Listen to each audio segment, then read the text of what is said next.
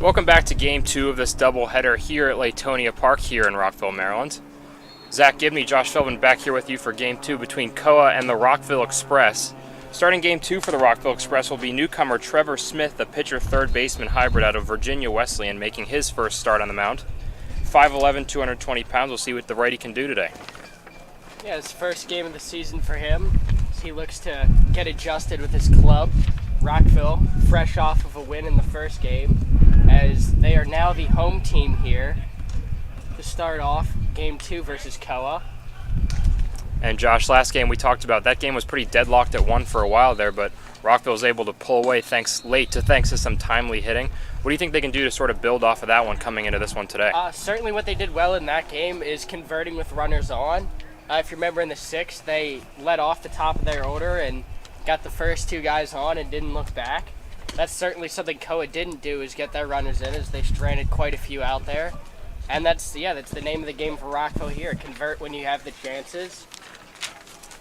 You talk about the timely hitting today, and we'll get into the starting lineup now. Starting off 1 through 9 for Rockville: Bowman, Salisbury, Hacopian, McMath, Heffley, Maley, Fabre, Saylor, Lacefield, and Orsini. And Lacefield in the 9 spot, a guy who really had a huge impact last game, came into pitch and closed that one out for Rockville, also tallying a home run and 3 RBIs, so maybe look to see if he can continue his hot streak so far today. Yeah, for sure, and it was something we touched on prior to the game. We did a little interview with him before the game, and I asked him, I was talking about how well-rounded he is, and he showed it in that game, did a little bit of everything. Yeah, a little PSA, if you want to hit a home run and get a solid pitching performance in the books, come over to our desk and we'll interview you, I guess. So yeah, there's that. Let's get this game started here. Get with Trevor Smith on the mound. The right-hander getting set.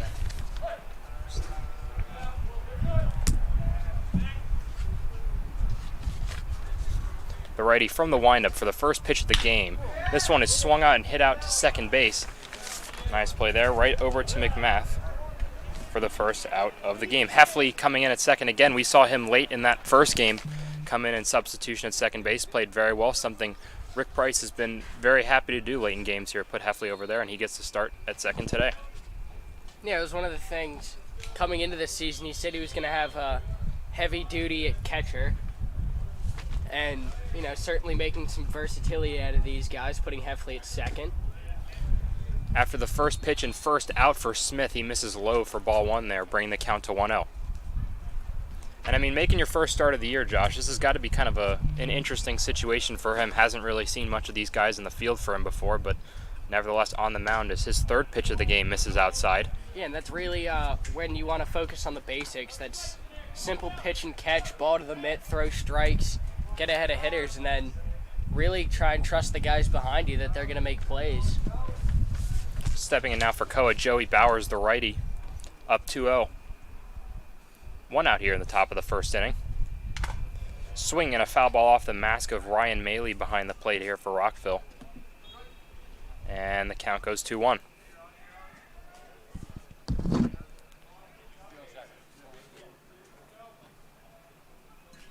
Again, getting set from that windup is Smith. Taking his time there on the mound, looks pretty calm, gets his bearings, and begins his windup again. Missing low, bringing the count to 3-1.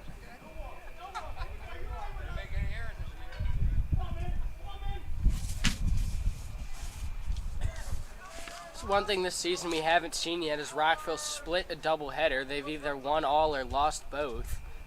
So if that streak should continue, would give Rockville a win here, as that's what they hope to do. Bowers walking down the line on that one, but the umpire says not so fast. Called strike 2 there as the count goes full here with 1 out.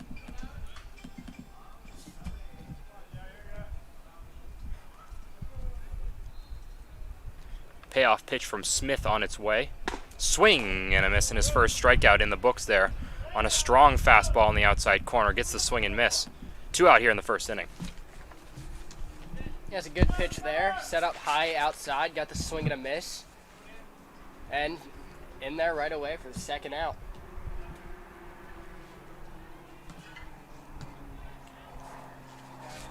Now stepping in for Koa, we have Elliott, the guy who kind of came in and pitched a little bit late for them in that one, as he looks at ball 1 on the outside corner of the plate.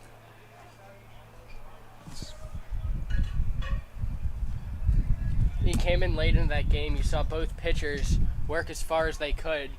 Fortunately, Will King won out as he went the distance. Smith delivers, and this one's fouled off to the left side over the wall. Count even at 1.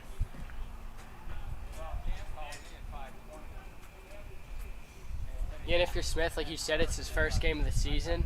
I think a great factor for him is if he can get out of this first inning 1, 2, 3. Yeah, I mean, he's been very efficient so far. First pitch, first out, as this one's fouled back. And he's once again up in the count, 1-2 here with 2 outs in the first. Getting ahead in counts again, probably pretty big for these pitchers coming in for their first looks of the year. Of course, for everybody as well, but I mean, when you go up early in counts against these guys, I mean, it opens up your full pitching arsenal. Those off-speed pitches gives you some more room to work. So, yeah, especially in a doubleheader, it's the name of the game is throw strikes and need as many innings as you can. 1-2 from Elliott, missing high. A little check swing there by, Smith missing high. Daniel Elliott there in the left-hander's batter's box misses on the check swing. And the count's even at 2.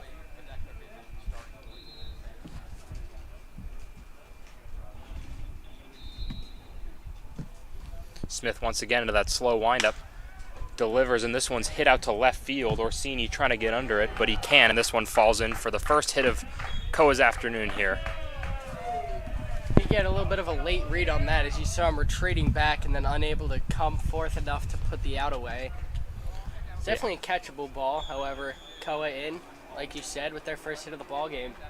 Yeah, long shadows here on the field. First game of the doubleheader was scorching hot. I mean, we saw the umpire go out in that one, but this one, a little bit of a breeze now, a little more bearable there out on the field, but you know, the sun's coming down, maybe get tough to see in the outfield, especially for Orsini there. Bearable for the players and bearable for us broadcasters as well. Because that first game was just miserable. Zach Giesemann looking at strike 1 there from Smith. Nice pitch there, catching the outside corner.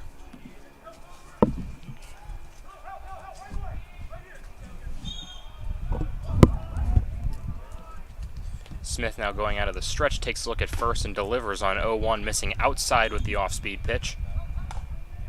And counts now even at 1. You saw in the first game was Nicky Wolking. He had that breaking ball working from 3 to 7. Yeah, we saw it outside again there from Smith as he goes in and delivers here. High fastball. This one's chipped out to the right side. And this one's going to fall. Looked like Salisbury on the run there. Couldn't get a hold of it and harmlessly falls out of play there. Yeah, Salisbury getting the start at first in this one. Unable to catch that one over his back shoulder as he had a tough angle at that play. Last game we saw Johnny McMath over there on the right corner infielder position, but now we see Danny Salisbury over there, so something to watch as this game goes along. Yeah, it's something you've seen them toss back and forth a few times. Salisbury came on later in the season, had a solo shot a few games back. McMath, obviously a bat you can't take out, so they split time between first and the outfield. Smith with another pitch there with a chance to get out of the inning, misses low and away. Count goes even at 2s here once again. So after a couple pretty quick outs there, Smith a little bit tentative to attack the strike zone here against these last couple hitters, and got a runner on first here with 2 outs in the top of the first. Bigger lead over there. Turns and fires. Nothing going there. Elliott gets back easily standing. Koa with 1 hit. That's their base runner, Daniel Elliott, over there on first. Once again from the stretch, Smith. And this one's fouled back by Giesemann. So he stays alive once again on 2-2. Yeah, like you were saying, got those first 2 hitters out pretty seamlessly and then surrendered a 2-out hit. Something Koa is definitely trying to do in this game is come out swinging the bat more aggressively as they were only able to put up across 1 last game. Giesemann 0 for 2 in game 1 over there. Did not reach base in that weird split doubleheader. This one's smoked out to right field and going the other way and reaching as this one's bobbled out in the left, but no harm done as McMath regathers. And Koa's got something going here with 2 outs here in the top of the first. That they are, back-to-back 2-out hits. And I mean, a really nice piece of hitting from Giesemann. He fouled a couple off there and drove that 2-2 pitch right into the right field gap, and that's all you can really ask for from your hitter. Quality at bat there, and this inning stays alive for Koa.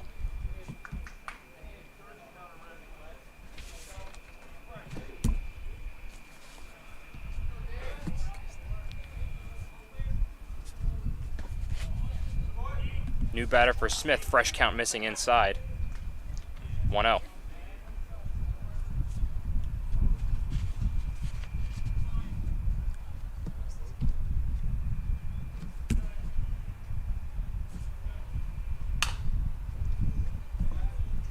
This one's fouled back.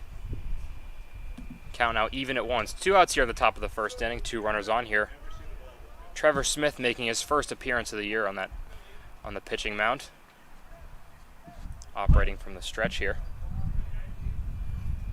He's been pretty methodical in between pitches, not rushing anything as he delivers home. High pitch, Maley goes down to first. Tag is on. And he calls him safe. That was a great throw there by Maley. A very close play. Looked like he could have easily been called out, but umpire disagrees. Maley, already halfway to the dugout, has to come back behind the plate. Yeah, Salisbury too, taking a couple steps off, seeing if he could sell that call. Umpire not fooled.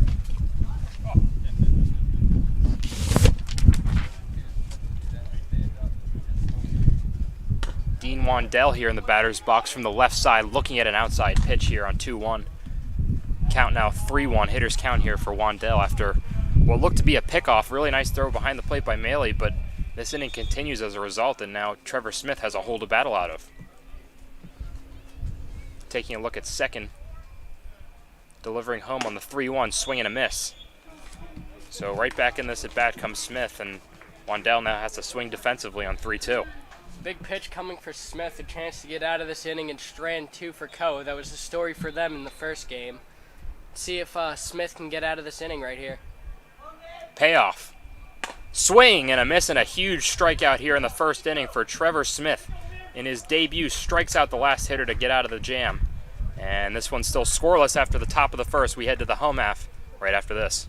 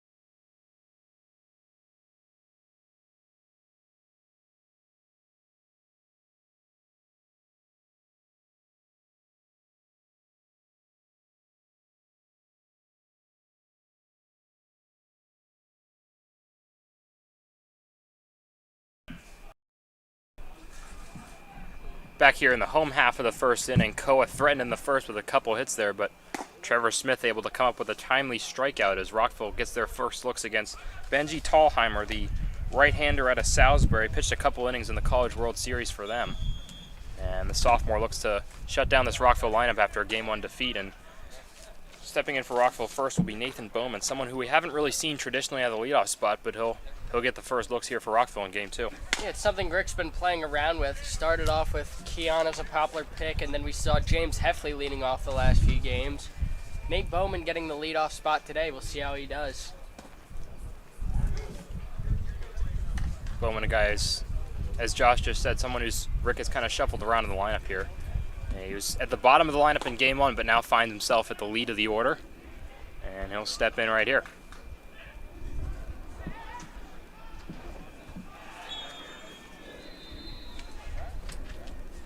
Tallheimer, a pitcher for the D3 national champion Salisbury Seagulls.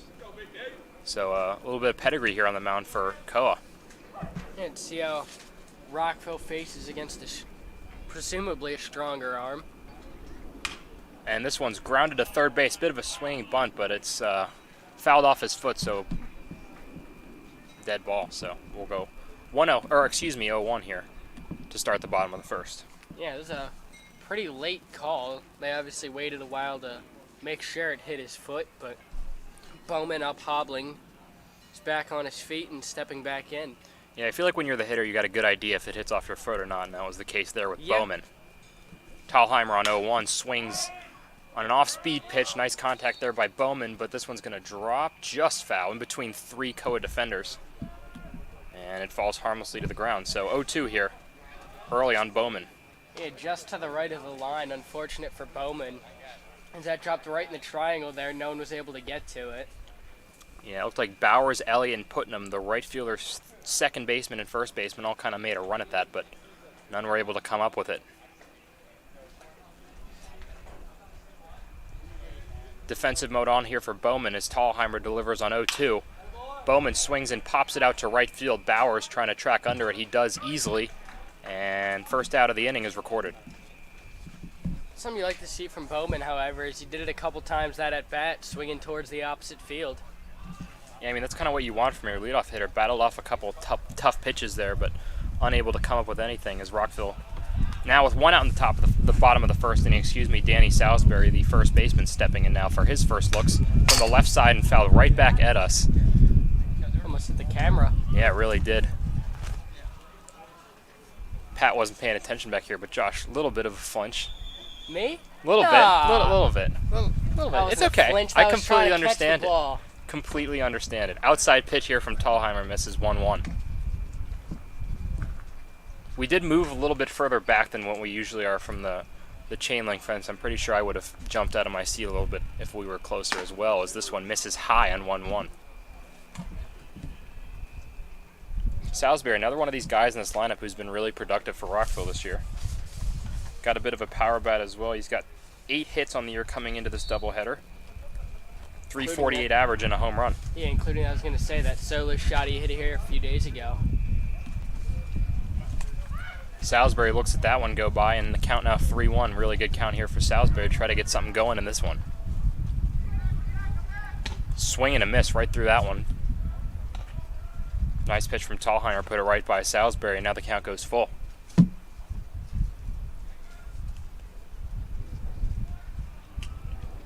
Payoff pitch. Right there on the left side of the strike zone. Salisbury, no argument from him, sent back to the dugout. Nice fastball there from Thalheimer, and there's 2 outs. Yeah, he knew it before the ump even called it, started making his way back, and unfortunately with the count full there, is unable to get the bat off his shoulder. Eddie Hakopian steps in, one of these guys we come very accustomed to seeing in this lineup, looks at an inside low fastball. First ball of the at-bat, but I mean, Eddie Hakopian, one of these guys who's been super productive. Only 1 extra base hit coming in, but he's batting .378 with 14 hits on the season, so really not much more you can ask from the middle infielder. And this one is tagged out to right center field. And under it again is Bowers. He gets his second put out. Koa once again able to shut down Rockville here. Tallmeyer to the bench with a clean inning as we go to the second inning scoreless here at Latonia.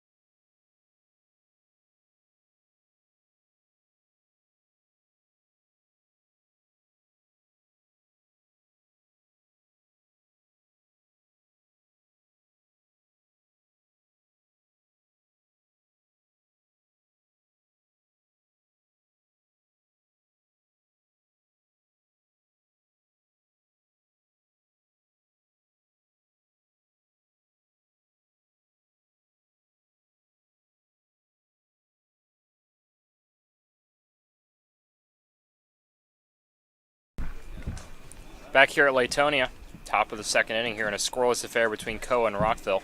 Rockville unable to get anything going here in the bottom of the first inning, and Trevor Smith, the righty for Rockville, will get his second looks on the mound. So, I mean, a 24-pitch first inning as a fire truck goes by us. A 24-pitch first inning, not exactly what he may have planned out, but you know, got out of the inning scoreless. That first inning of the year can be a little rattling, speaking from experience here. Yeah, that is one thing you certainly know. And I was meaning to ask, broadcaster turned player, what's it like for you? I know you had your senior year of high school cut short, and Yeah, I mean, it was certainly interesting. Obviously, getting back on the mound for the first time since pre-COVID was something that was an interesting outlook as Smith gets this one fouled off here. Thomas looking in for his first looks of the day here for Koa. But yeah, it was interesting. I didn't really expect to pitch this summer, but I mean, after Rich kind of lost a couple pitchers to injuries and whatnot, it got to be to a point where I was like, all right, I guess I'll hop in and see what I can do. So it was a good time to get back out there. Obviously, love the sport of baseball. So I mean, yeah, I'll take whatever opportunity I can get. From our end, got out of that scoreless inning. Smith minus that first batter. Yeah, I mean, up 0-2 and plunking the dude, not exactly something you go back proud of, but you know, guess we'll learn as the season goes along, as Smith just did in the first inning here. That first inning can be a little nerve-wracking as he misses on the off-speed pitch. Count now goes to 2-1, and this one again misses low. You come out that second inning, you have a little bit better understanding where they're calling strikes. Yep. See what he does here, especially as he gets through, you know, this lineup, second, third appearances. Yeah, different umpiring crew than the first game. And excuse me, that last pitch was the 1-1 pitch, so then the count now 2-1. Smith again goes into the windup and delivers. This one's chopped out to third base. That's Lacefield, but it's a foul ball, so we'll do it again on 2-2. You saw Lacefield in that last game, made a beautiful play that looked just like that. Backhanded it right over the bag and made a nice throw across the diamond. Unfortunately, that one just to the right of the line. Dwayne Thomas 1 for 3 with a double in game 1, struck out once as well. But he's a guy who can really put the bat on the ball, and it'll go somewhere if he does. The no batting gloves, a little old school from Thomas, but nevertheless he can provide that pop in the lineup that every team needs. Yeah, he had that double last game and takes one outside. But yeah, one of the bigger kids on this lineup. No gloves, a little old school, never hurts. Smith, as we see there on the off-speed pitch again, that little slider that hooked. Tried to go front door on him, didn't stay in the zone, and the count now goes full with no outs here. Another off-speed pitch. This one works. It's popped up, and it looks like it's going to be the right fielder under it. Nice play there by McMath. And the first out of the innings recorded there for the right fielder, McMath. Yeah, McMath can play the outfield just as well as he puts that one away. Out number 1, no problem. Stepping in now, Eli Putnam, the Davidson third baseman. We saw him come in and deliver a big double there to really get Koa's offense going. Didn't have much going until he roped that double down the left field line, but he's another guy, D1 player, able to put the bat on the ball, and he can do some damage with it as Smith misses outside here on the 0-0.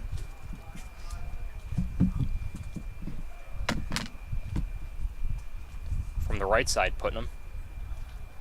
Righty-righty matchup here with Smith on the mound. Wind up again in the 1-0.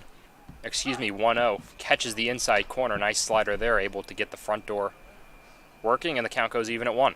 Yeah, great breaking ball. Had him ducking out of the way and totally gave up. That's certainly what you want on that front door breaker to a right-hander. Smith showing some confidence early, able to go to that off-speed pitch even when he's down in the count. Another one, misses low.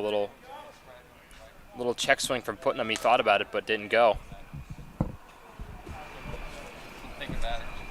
Count now goes to 2-1.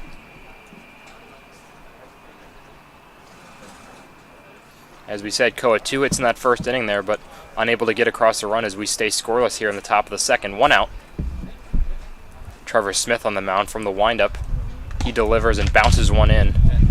No problem for Maley no one on, so really doesn't make a difference, but nevertheless the count does go 3-1. This is not the kind of hitter that you want to go down 3-1 to, as he's shown to be able to put the bat on the ball, and you throw him something in the strike zone and he'll make you pay for it. So it will be interesting to see how Smith approaches this. 3-1 on the way. Missing outside as Putnam wanted no part of that one, and he reaches here with 1 out in the first. And no harm done. Put a good hitter like that on base, take the bat out of his hands, and try and go after the next guy.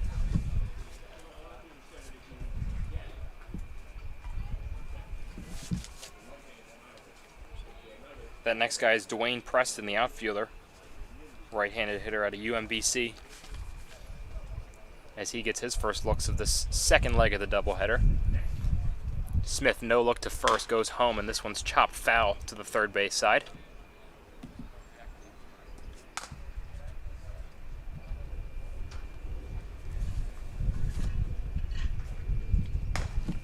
Preston came in late in that one, in that last game, talking about game one of the doubleheader.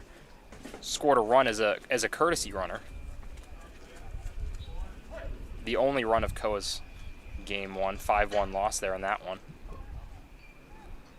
As he looks on the 0-1 and fouls this one off, so attacking the zone does Smith, and he's up 0-2 here on this one. Yeah, big thing for him is get ahead of hitters, like I said, and let the guys behind you do the heavy work, as that's what they've done so far. Rockville looking to strand another runner of Koa's out there. Smith taking a look at first, and he throws down over there. Putnam gets back on the dive. Gets a little dirty, but nevertheless, big pitch here from Smith. If he can get the second out here, that'd be a big uplift to his team. And as he looks at first and comes set in the stretch. His 38th pitch of the day here coming up, as it's on the way and missing outside, but barely. Not a bad 0-2 spot. Just trying to get a chase there. Maybe an outside call from the umpire. Unfortunately, doesn't get either of those, and we're 1-2 now. Yeah, something that's a little bit of a pet peeve of mine personally, and I'm sure yours as well, Josh, is these throwaway pitches on 0-2. I mean, the ones that are 10 feet above the strike zone, no one's really going to offer it, but that was certainly a pitch that could have gotten a call there for Smith, as he delivers on 1-2 and gets a swing and a miss. So a big second out here as Preston swings high on the fastball, and Smith, another strikeout in this one. Not always the case. You throw a high ball up, at least you're raising the eye level. Sets up a breaking ball or something of the sort on the next pitch. That's true.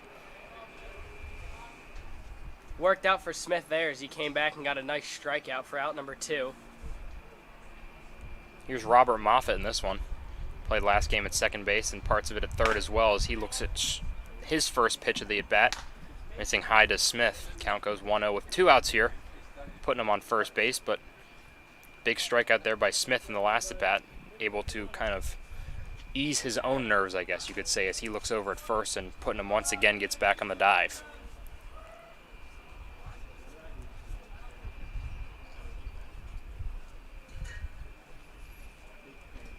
Look at first, coming set on the 1-0 does Smith. And he comes home again. This one's fouled off to the right side. And the count goes even at 1.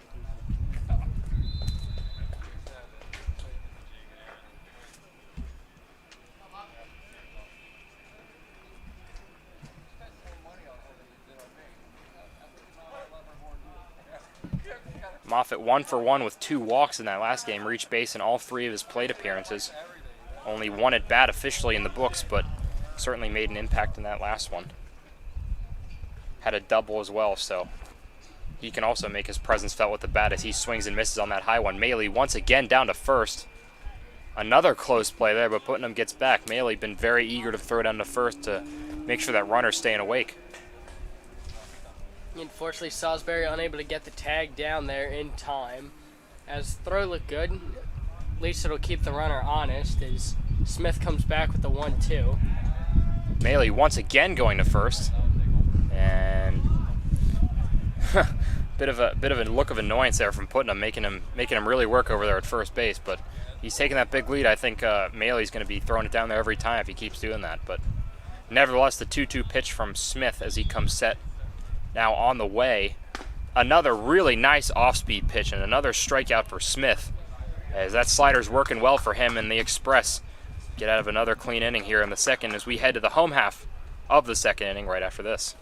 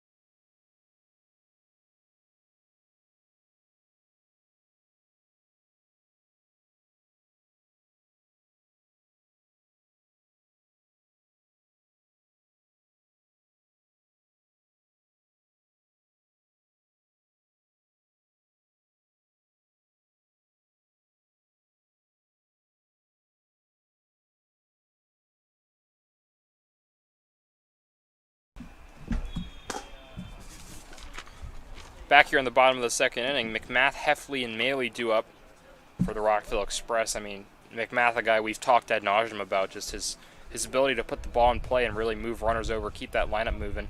It's got some power, obviously, too. 3 home runs on the year, batting .419. Just really been such a productive hitter in this lineup.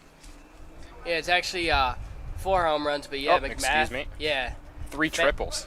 3 triples, yeah. McMath really, like you said, one of those guys puts the ball in play. This is the part of the order Rockville wants up to break this score. McMath hits this one the other way, deep to center field, but under that one for the first out of the inning. Done on the play there in center.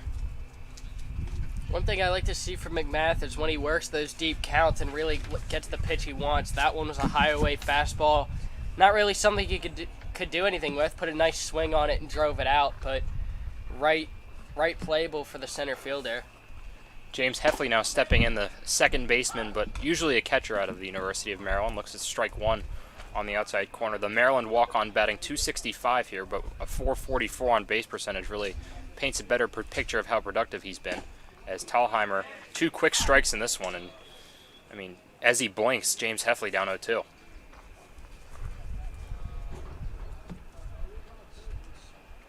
The 0-2 from Thalheimer out of the stretch. Off-speed pitch is hit out to right field by Heffley, going back and missing it. As Heffley's going to leg out a double here, as he's going to get in standing up. So, as we talked about, James Heffley with another double here as Rockville gets something going here in the top of the third. Yeah, bottom of the second. Chalk up another extra base hit for James Heffley, as that's been his forte. Doing so again here. Rockville, chance to do something here in the bottom of the second. Joey Bowers in right field tried to track back on that one, but unable to come up with it as that short hopped the wall. And Rockville's got a runner in scoring position here with 1 out for Ryan Maley, the catcher. Look at second, Thalheimer. Couple of looks as he finally delivers out of the stretch and blows it right by Maley. A little late on that one. Count goes to 0-1. Maley, we've seen him make a couple really nice throws from behind the dish today. Hasn't recorded out from behind there yet, but certainly made runners work to get back to first. Heffley getting a bit of a sizable lead there at second as Thalheimer misses outside. Count goes even at 1. Something I'd like to see from Maley here is just a nice hard hit single and score that run from second. He struggled at the plate a bit recently and failed to come through with runners in scoring position. Really, I'd like to see him just get 1 here, see where he goes from there. Maley batting .292 on the season. From the left side, he takes a hack and a miss, and Benji Thalheimer with a really nice pitch again there. That fastball is working for him in this one. Count goes to 1-2. 1 out here. James Heffley on second base. Ryan Maley trying to convert with a runner in scoring position here for Rockville to break up this scoreless tie. And the 1-2 on the way, missing outside. Looks like Thalheimer might have tried to go off speed there, but misses. Count goes even at 2s. It's good to see Maley working that count. Let's see if he gets something he likes here. Doing a nice job. Quality at bat here from the New Jersey native as Thalheimer takes another look back at second. No break from his middle infielders, and this one swung on and missed. So big second out there for Thalheimer as Maley sent back to the bench after a pretty lengthy at bat. Yeah, unfortunately, all that work to no avails. That'll bring up Rio Fabre. He'll step in with 2 away. Rio Fabre batting .333 coming into this doubleheader. This one misses low. Nice block there behind by the catcher. That's Giesemann. We saw him come to the plate earlier in this one. Fabre now up to .346 on the year. He's had a very solid season. Another one of these Rockville hitters who can really put the ball in play as he looks at a ball inside here. Really good take there from Rio Fabre. As this count now goes to 2-0.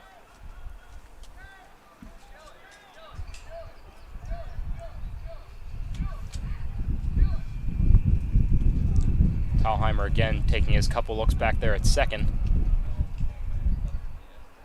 Taking a minute to throw, and he finally does, and he misses high here. Rio Fabre now looked at a couple pretty close pitches. Good eye for him here in this at-bat as the 3-0 count now comes, and we'll likely see him look again at this one. Yeah, it's been the game plan for Rockville so far. It's just be patient and let Koa bring the game to them. If they're going to walk batters, they're going to take it. The 3-0 pitch. Finally, Tallheimer able to get a strike here.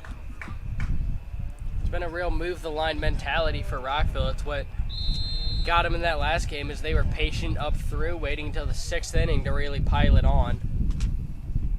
Yeah, this offense has been explosive all year. Faber's been a big part of it as he drives this one out to center field.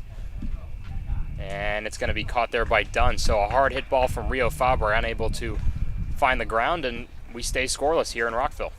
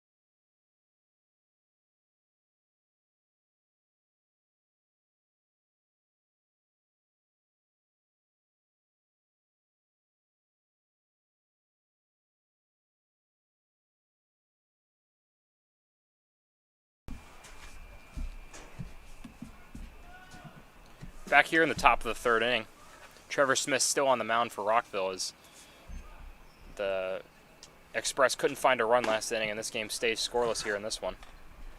Stepping in now, Justin Caesar here for Koa. He came in to pinch hit in his last game for Giesemann, but came up empty in a strikeout in a pretty crucial spot in that game. So he'll look to make amends here as he'll step in for the first looks of the 3rd inning. I mean, Trevor Smith, a guy who we haven't really seen a lot of this year, pretty impressive so far, huh, Josh? Yeah. He's been good at his first appearance so far. This is where, like I said earlier in the game, it starts to really crunch down as he's going to face hitters for the 2nd, 3rd time coming up. Yep, a lot of these guys able to get their second look at Smith in this one as he delivers a fastball right over the middle. And this one's sent out between Heffley and Bowman there in center. Bowman calls him off, and he brings it in easily for the first out of the inning.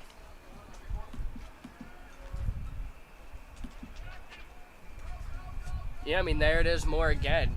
Getting a quick first out here. Has been very dominant putting away hitters. I love the efficiency as he's really settled in after that 1st inning. Yeah, I mean, efficiency has been something that he's leaned on in this one. I mean, 4 strikeouts, and after that 20-plus pitch 1st inning, he settled in nicely. He only up to 45 pitches in this one as we head into the 3rd. Off Smith's glove, this one going up the middle. Really nice play at second there by Heffley. Off-balance throw gets him at first base. Nice play there. About that, the 1-4-3. Heads up baseball all around. Good reflexes over there by Heffley at second. And there it is for Smith again. Yeah, Magnus Dunn hit that one pretty nicely. And off the deflection, Heffley able to regather and make a really nice throw over to first. So the catcher-second baseman hybrid strikes again. And there's now 2 outs here in the top of the 3rd. Yeah, and the thing I'm liking from Smith, especially as this team works into that backloaded schedule in July, is that efficient pitching is really going to be the key for them. Guys who can work into innings, and not only that, but keep that pitch count as low as possible. Yeah, I mean, we saw Nicky Wolking in that last game able to work really late into that one, able to kind of went the distance. Yeah, take the damage out from that back end of the bullpen, something that's going to be pretty crucial here down the stretch as this one misses high. Count now goes to 2-0. Bullpen being you. Yeah, I guess that's where we're at this point. But talk about versatility on the team. No one else can say they call the games and then go out and pitch. Yeah, hopefully I don't drill a guy in the rib cage next time out. So the 2-0 here from Smith out of the windup. Now on the way, missing low, and count now goes to 3-0. 2 outs in this one, top of the 3rd inning. 3 hits total between the 2 teams. Koa has 2 of them, Rockville has 1. Not a whole lot of offense to speak of so far in the 7 inning, 2nd end of the doubleheader. And Smith will try to battle back out of a hole here on 3-0 against Joey Bowers, taking his second looks of the day. Finds the zone again with a strike. Really nice pitch there on the fastball. And Smith back in this at bat at 3-1. Comes set.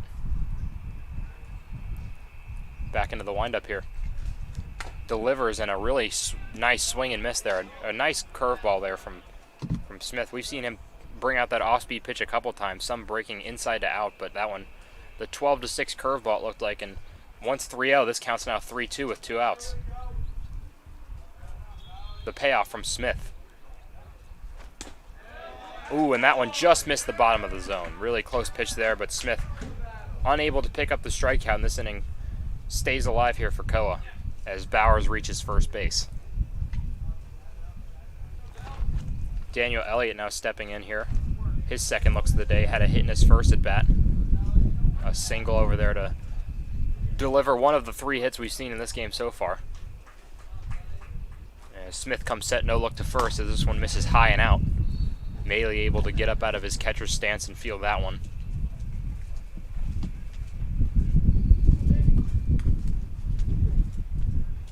Smith regathers there behind the mound. Looks over to first. Fires home. Missing outside again on the off speed. A little bit of frustration on the mound there for Smith.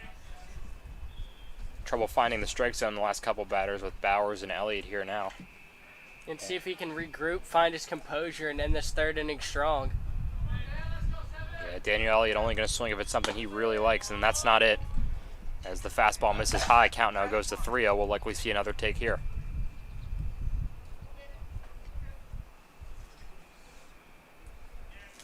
An efficient first half of the inning for Smith is now a little bit in trouble as another 3-0 count here in this top of the third inning with 2 outs. As he comes home out of the stretch and catches the outside of the plate. So another 3-0 count goes to 3-1. As Smith once again able to make the pitch when he needs to. Taking a look over at first and now coming set. The righty delivers. And he misses outside again. Looks like another off-speed pitch, but nevertheless, Koa's now got runners on first and second here with 2 outs. Back-to-back walks for Smith with 2 outs. A little bit of trouble here as he looks to put away that third out of the inning. I think we might have jinxed him, Josh. We talked about his efficiency, and then as soon as we did that, a little turbulence here, so to speak, for Smith. But he's just making it interesting, and Rick Price will come out and talk game plan with him. Maley in the infield also meeting on the mound here. And while they do, we're going to take a break. We'll be back.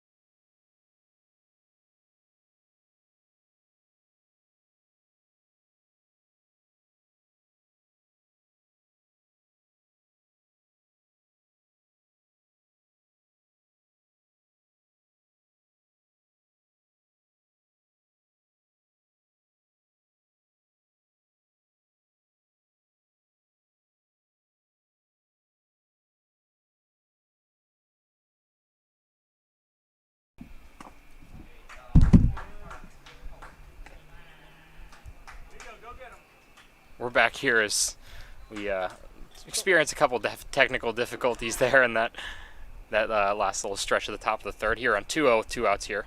Giesemann stepping in. He had a runner's advance on a pass ball as well, as he comes back with a strike in there, running at 2-1. That one glanced off the glove of Maley, able to have the runner's advance in a scoring position. Again, 3-0. Smith delivers, but count still at 3-1. Hitters count here for Giesemann with 2 outs in the top of the third. Smith missing low and another walk here in the top of the third inning. So 3 consecutive walks here for the in the debut performance of Trevor Smith. Run into a little bit of trouble after that meeting on the mound with Coach Rick Price, but he'll try to regather here and he'll need to as Dean Wendell steps in. It's what you gotta love about baseball, especially here with 2 outs, is that yes, he's given up 3 walks in a row, but no damage has been done yet. He's still got a chance to go back and right his wrong. Wandell 0 for 1 has a strikeout off of Smith. One of his 5 on the day as he misses high. Excuse me, 4. That's 4 strikeouts for Trevor Smith, and count once again goes 1-0. Smith taking a deep breath on the mound as he goes back into the windup and delivers here. Catching the outside corner on the fastball. Nice pitch there from Smith. Koa dugout didn't love it, but that's a nice pitch there from Smith, and he's able to get back in it at 1-1.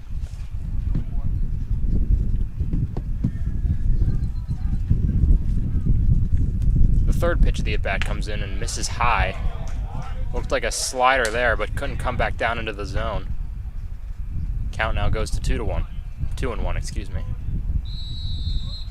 Still a scoreless tie here as the sun sets on Latonia Field. Rockville winning the first end of the doubleheader, now trying to win the second one is Smith. Really nice pitch there. Wandell, not sure what he's expecting, but it wasn't the fastball as he was a minute late on that one. And the count goes 2-2. Clearly sitting off speed. It'll be interesting to see what Smith comes back 2-2 after getting such a late swing on that last pitch. Smith with a chance to get out of this jam with a good pitch here. The 2-2 comes in and misses low. Off-speed pitch. Maley seemed to like it, but doesn't draw the swing and miss from Wandell that he was hoping for. And now the biggest pitch of the game coming for Trevor Smith. That's right. Full count, 2 outs, nowhere to put him in a scoreless game. Push comes to shove here. Let's see what he's got. The payoff pitch on 3-2 with 2 outs in the top of the third. Bases loaded. Runners going here. Swing and a ground ball off to short. This one's jumped up on Hakopian. He's unable to handle, and this one's into center field. Bowman gets the throw in, but man, that's a tough hop off the infield. Hakopian unable to field, and just when you thought Trevor Smith was going to be able to get out of this frame, the infield turf strikes, and this one's into left field. Now a 1-0 game for Koa. 2-0, excuse me, 2-run score on that one. Yeah, both runners are moving. A good opportunity that anything out in the outfield, that runner from second was going to score. Koa doing their job, making it a 2-0 game. Yeah, and that the fact that Hakopian got a piece of that one after it jumped off him didn't help Rockville, as that one kind of fell into no man's land as 2 runners are able to score here on this one.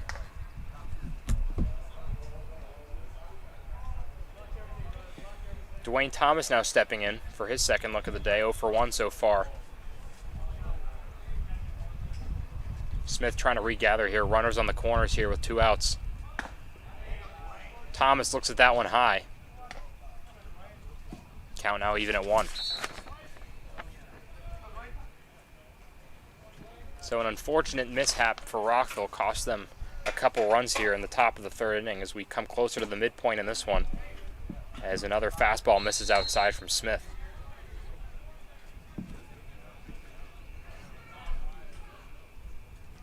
Giesemann on third, Wandell at first, who reached on the error.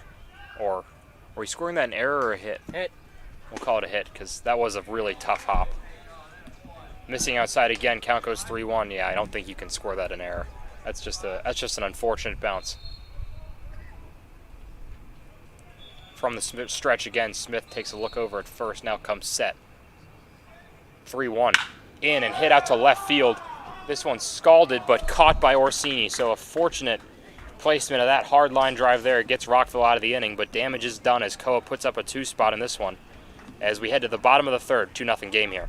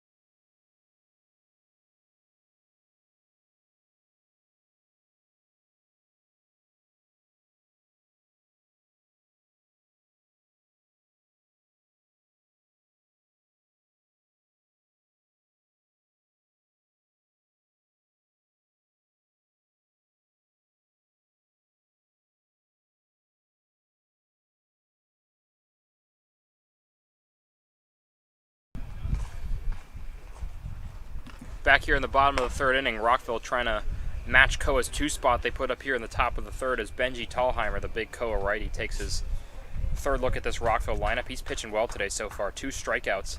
Also 25 pitches, 16 of them for strikes. Efficient work from him. And we'll see, Kean Saylor did not play in the first game.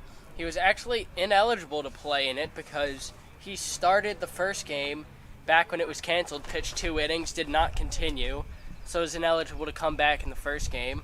See what he's got here in game number 2. The Fordham commit takes a look on the outside corner for strike 1 in the left-hander's batter's box. Saylor, another guy who's been able to perform on the mound in various spots in the field this year for Rockville, as he looks at a pitch in a very similar location, but doesn't get the same call this time as the count goes to 1-1. Tallheimer from the windup.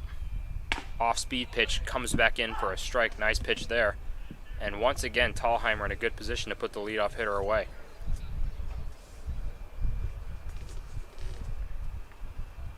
The 1-2, excuse me. Swing and a miss from Saylor.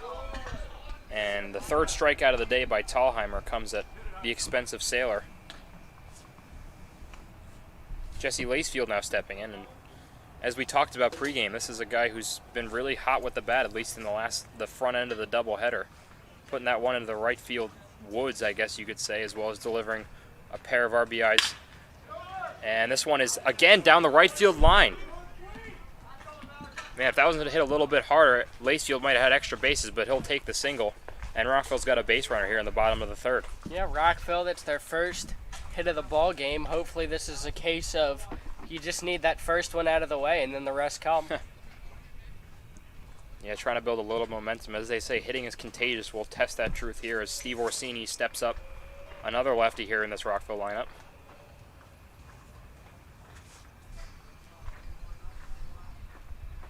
The outfielder without an at-bat so far in this one, being the second end of the doubleheader, as this one's popped up, and I feel like it may land on us, but it doesn't, and puts the lacrosse players on the other field in a little bit of danger. I think it was you flinching this time. Yeah, a little bit. I was more taking a look than flinching, but sure, I'll give that one to you.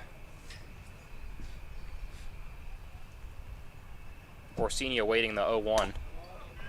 Low and away, so the count goes even at once. Orsini, another mainstay in this Rockville lineup. 1 for 3 in his first game of today, I guess, with a single in that one, also a strikeout, as he awaits the 1-1. Lacefield on first, not much of a lead as he looks at ball 2 towards Orsini.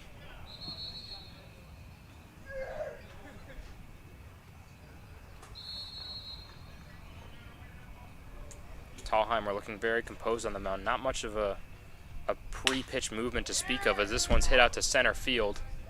And a sliding catch made by Dunn. A little bit awkward there on the approach to that one, but makes the play nonetheless. Yeah, instead of taking that straight on, what he did was he took a couple steps so that ball slicing back towards him. Unfortunately didn't judge it too well as he made the slide, able to recover in time. Yeah, as you said, Josh, not a great read on that one, but when you make the play, I guess it really doesn't matter. Gets his uniform a little dirty, but nevertheless, 2 outs in this one as Tallheimer again works out of the stretch with Lacefield on first. No lead to speak of as this one's bounced in. Nice block by Giesemann. Lacefield unable to advance. It's one thing, and we'll say it every game at Latonia, is blocks behind the plate are crucial, especially with runners on, as all that real estate behind the plate. You certainly have a runner moving if that ball gets by you. Nathan Bowman, the leadoff hitter from the right side again, 0 for 1 so far on the day, as he looks at another one in the dirt. Giesemann unable to scoop this one with his glove, and Lacefield will advance in a scoring position here with 2 outs. Yeah, what was I just saying? Yeah, when you come up with those blocks, it can really save you a lot of bases, and Giesemann, tough block there, unable to make it though, as Lacefield does move up into scoring position here for Bowman, so a chance for him to cut this lead in half with a base hit. Count now 2-0.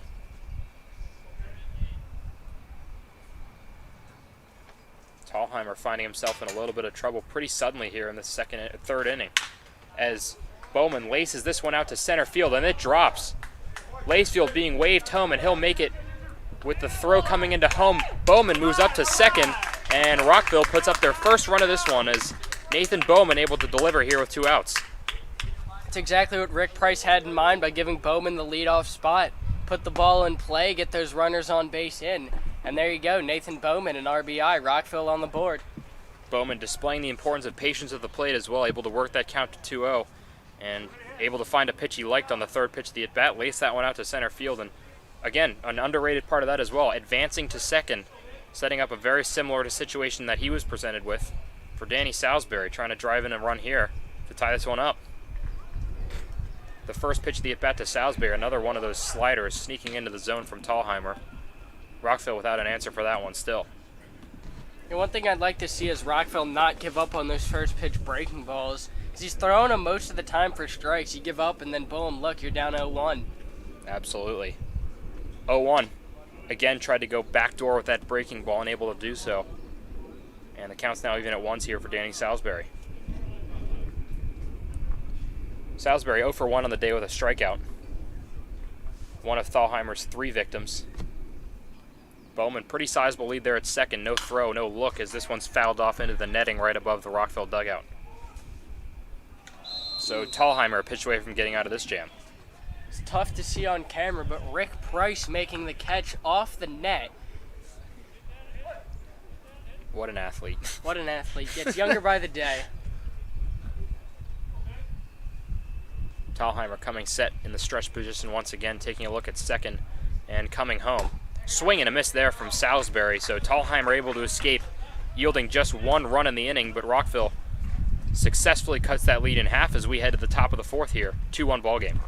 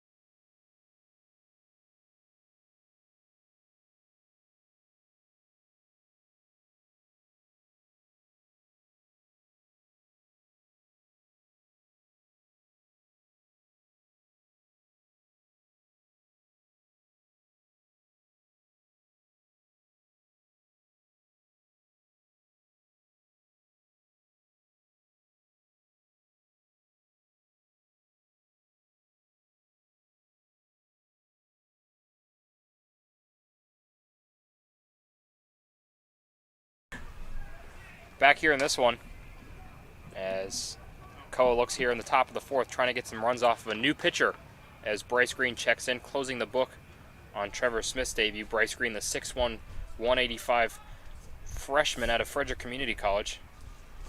As he's small sample size this year, but he came in last game and really impressed with striking out the side there at the end of that dig-in game. So he'll look to continue where he left off as the right-hander with the kind of unique sidearm delivery enters from the closed stretch position.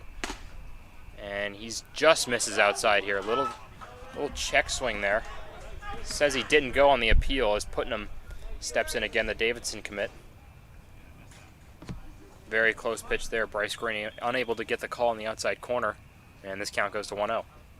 Yeah, like you said, Green, very great in his last outing. He's one of those pitcher-only guys. You don't have too many of them on the team.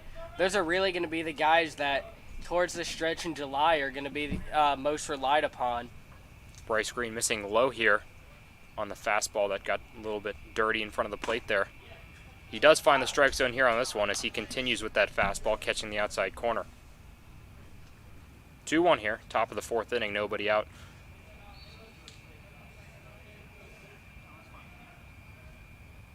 Green again. That same pitch missing inside. Looked like it might have been an off-speed one there. As this count goes to 3-1 now.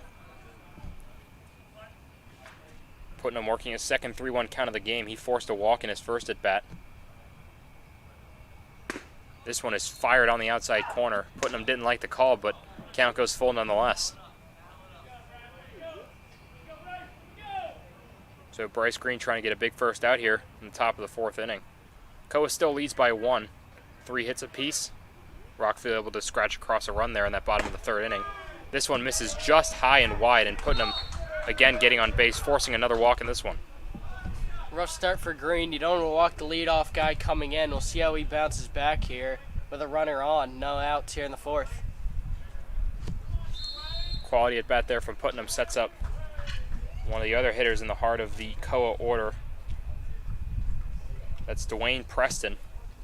He's 0 for 1 with a strikeout so far. Green trying to settle back in here. The lights have come on here at Latonia as we get a little bit darker here in Rockville. Close stance again from Green. No real look over to first base, putting him not much of a lead to speak of. And this one catches the high part of the middle of the plate for strike 1. Green with a pretty unique little stretch position there might be beneficial for those runners at first base as he's kind of pronated towards the third base side a little bit there. Yeah, we'll see if these Koa runners can pick up the jump on it. Sizable lead out there at first, and on cue, Green throwing over. No look from Green on the throw as well. Maybe just making Putnam really had to dive back to first quite a bit so far in this one as the front of his uniform has gotten quite dirty. It's his own self-doing. He's out to another huge lead. And Maley throws down again. As he puts his hands up, does Putnam at first base, almost to ask, why are you doing this to me again? Maley, maybe a little personal grudge, not trying to create a narrative, but seems to be a little particular where he throws down to first. The 1-1 count now here for Preston. Throw over.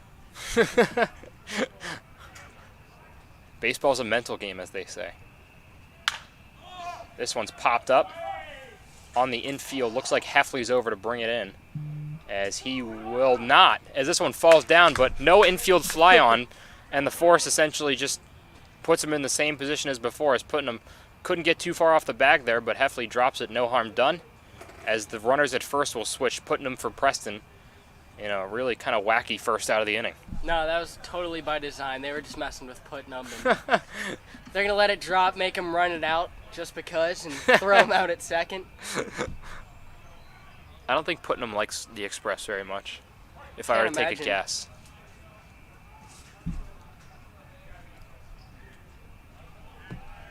Another throw over to first, not Putnam this time, but Preston has to get back to first base.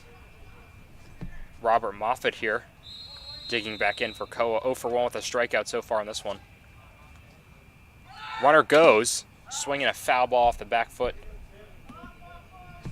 as this count now goes to 0-1, or excuse me, 0-2.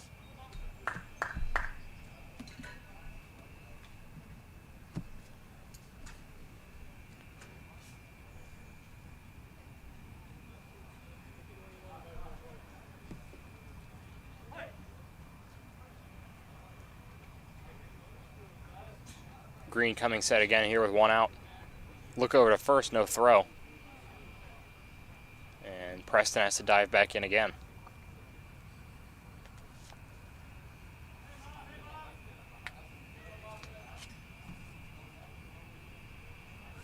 Bryce Green a rough first outing, but he's really bounced back nicely so far. Pretty good showing here so far as well in this one. Runner goes again.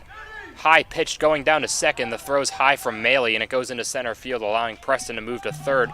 But a throw from center is over the head of Lacefield. The throw home from Lacefield got the tag on, and he's out. Wow, what a wild play there. Lacefield had to backtrack to the backstop to pick up that one, but an athletic play by him. Maley got the tag down, and Preston goes from first to home, but he's out on the throw in a wild play that a ball didn't even get hit on. It was just absolute chaos erupting here, but at the end of the day, it's an out, and the bases are now empty here for Koa. Yeah, and I totally missed it. I had my head on the table after that throw to third. I didn't even see it kick back. Lacefield able to get the out at the plate. That was one heck of a play by Lacefield. Yeah, it was. He had to track over and make a strike to home plate on the run over there from third. Again, a guy who's really a Swiss Army knife on this defensive side for Rockville. That's a rule of thumb. Watch the whole play. And I tell you what, if you're Bryce Green, you really appreciate that as well. Able to keep the run off the board.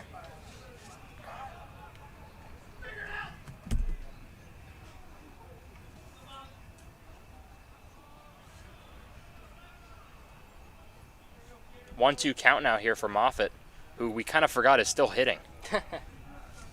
Clears the bases, too. Yeah. That outside pitch being the first ball of the at-bat as he looks in on 1-2. This one misses outside. So the count now goes 2-2, but man, that's got to alleviate a lot of the pressure on Bryce Green, as that runner was kind of lurking behind him, but no more, as Jesse Lacey was able to gun him down at the plate, and the stress is taken off with 2 outs in this one. Yeah, absolutely. You can really just focus back in and try and get this last strike. I'll have a quick word with Ryan Maley as they regroup. Maley looking to have a shaken up hand, favoring that right hand. Yeah, not sure what could have happened there. Didn't look to be too injured on that last play, so. Could have been on the tag. Yeah, I think you're right. Maybe jam that wrist up or something. That was a quickly developing play there on both ends. Yeah, I gotta watch that one back later. I totally missed it. Yeah. Maley now calling over for the coach, as he might have to get checked out of this one. Yeah, it'd be unfortunate. That would also cause Heffley to move from second to come in and catch, as... Yes, he will be called in. Yeah, that'll be it. As Maley checking himself out of this game, he'll get that hand looked at, as that's unfortunate. You hate to lose one of your guys. Yeah, Heffley's been so impressive over there at second base as well, able to kind of get a bit of a game off here in this doubleheader. I've played the first game behind the plate, the majority of it at least, but now he's going to have to put the gear back on once again here in game 2.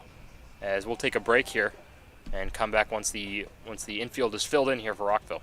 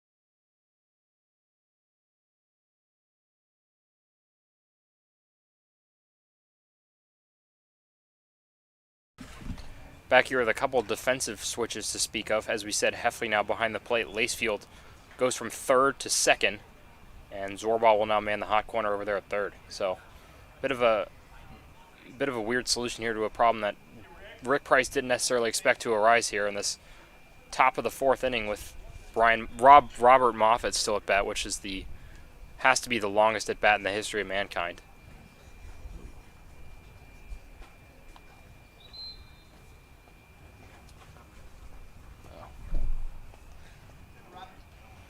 In case you forgot, 2-2 count. Bryce Green took a couple warm-up pitches there as he looks ready to get back locked in and finally end this infinite at bat. Green comes set from the stretch, delivers 2-2. Got him. Oh, excuse me. We lost track of the count as well. Apparently that's only strike 2. And we officially live in the Matrix, as this is certainly the 2-2 count now that we said it was last at bat. Be nice if Green could deliver on the same kind of pitch as he just delivered there. This one's chopped out to third base. Zorba put into action quickly over there as the throw goes on to first, and this inning is finally over. The top of the 4th, after all that, comes up empty for Koa as this game stays 2-1.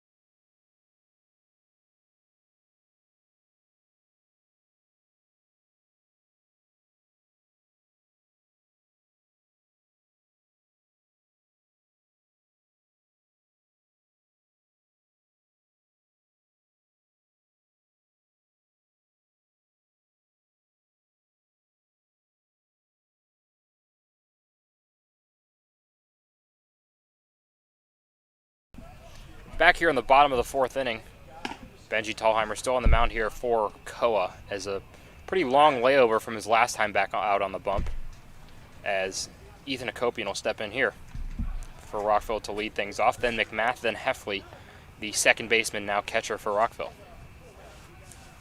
Those three today, a combined 1 for 3. James Heffley with the only hit of the 3.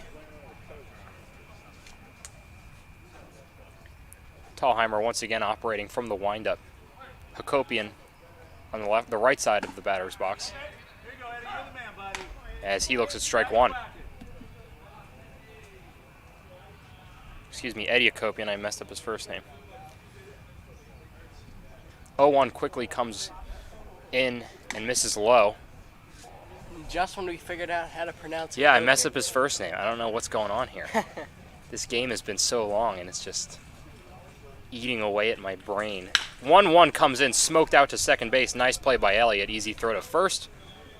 And Rockville's leadoff hitter is sent back to the bench. Both teams with 3 hits. Rockville with 2 errors, but I kind of got to think they'd take those again, considering they ended up getting the out on the play. Both came on one play in that crazy long top of the 4th inning. As now Johnny McMath steps in, as we've talked about his ability to really ignite this lineup, and he'll try to do the same here as Tallheimer delivers to him low on the outside corner as well, but he gets the strike call. Tallheimer really painting the black here today as he gets another fastball for a strike. McMath again swinging and missing on 0-1, now 0-2 quickly here in this one. McMath now needs to go into a defensive swing probably. Yeah, I'd like to see him try and work back on the count a little bit. As he falls behind 0-2, that ball being caught on the outside. As something you see is that strike zone expanding a little bit as this game's gone on. In terms of pace of play, no complaints on our end. Didn't expand enough on that last pitch for Tallheimer as that one missed on the outside corner. McMath swinging here on 1-2. Fouled off, not sure where that ball went. This is that kind of night where you kind of start to lose a couple balls in the sky maybe. It's not completely dark out yet, but at the same time it kind of that weird grayish shade. So look for outfielders to maybe have a couple issues with those fly balls as this one misses outside and the count goes even at 2s now. Seen a couple fielding mishaps on fly balls, some bad reads, a couple in foul territory as well. Yeah, it's been a game of a lot of weird fielding plays, and I mean we saw it in the 4th inning, we saw it earlier in this one as well. So McMath chops this one out to second base. Hard hit ground ball gets through, and Johnny McMath gets on base with his first hit of the day. So a 1-out single from Rockville's power hitter now opens the door for James Heffley, as we talked about, moving over from second base to behind the plate after the injury to Ryan Maley. And he'll try to do what Rockville asks of him again here, as he comes up in a runners on base position here. McMath, not much of a lead off of first. No look there from Thalheimer, as a strike gets by Heffley there on the swing and a miss. Third base playing pretty close to the line. That's Moffitt over there. Double play depth here for Caesar and Elliott up the middle. Inside and high on the fastball from Thalheimer. Sorry, go ahead, Josh. Yeah, no, what I was going at is, as I was saying earlier, this is a chance for Rockville to convert with runners on. You really got to take advantage of those opportunities when they present themselves, especially trailing 2-1 so far here in the 4th. And especially in a doubleheader where not a lot of offense has been of to speak of. As this one misses inside, another breaking ball from Thalheimer. Heffley with a little half step out of that one. Able to avoid being hit and works the count to 2-1.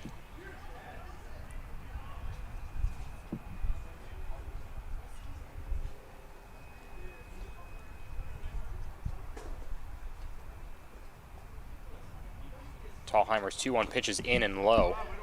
Kicks up some dirt on that one. As we've talked about, this loose dirt in this infield has been a bit of trouble for pitchers. We saw Koa's starter in that last game trip and fall, and I mean, in the game 2 of a doubleheader, you got to think that dirt's going to be pretty loose, so traction is something to watch here as well. As the count goes 3-1 now, a hitter's count here for Heffley.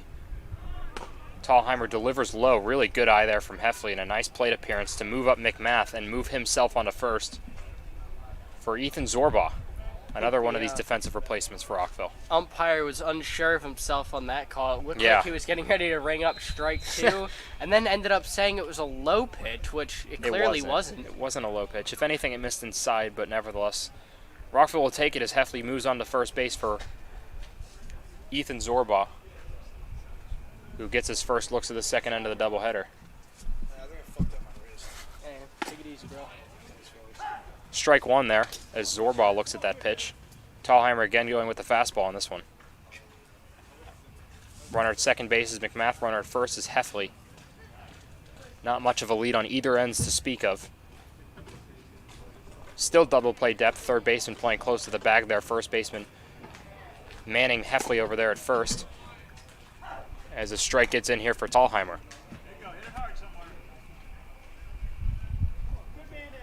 Now's the time when you usually see Zorba lay down a bunt. See what he does here down 0-1 if Rick Price has any play on. Yeah, we have seen Zorba bunt quite a bit this year, so something to look for there, as he shows no sign of the bunt and he shows no sign of a swing as well, as that one misses low and in.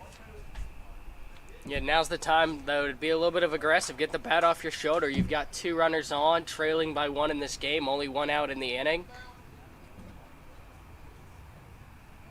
In from Thalheimer, a swing and a miss from Zorba sends him back to the bench after he was unable to connect on that 1-2 pitch, and there's now 2 outs here for Rockville. Rio Fabre now stepping up.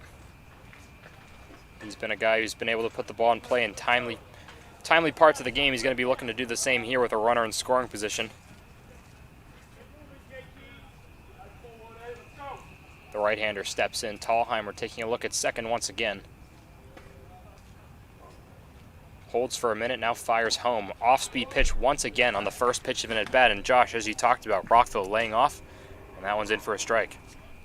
Yeah, I mean, that's just been their thing, is they're taking first pitch, and that works when the guy's not throwing strikes, but unfortunately he is.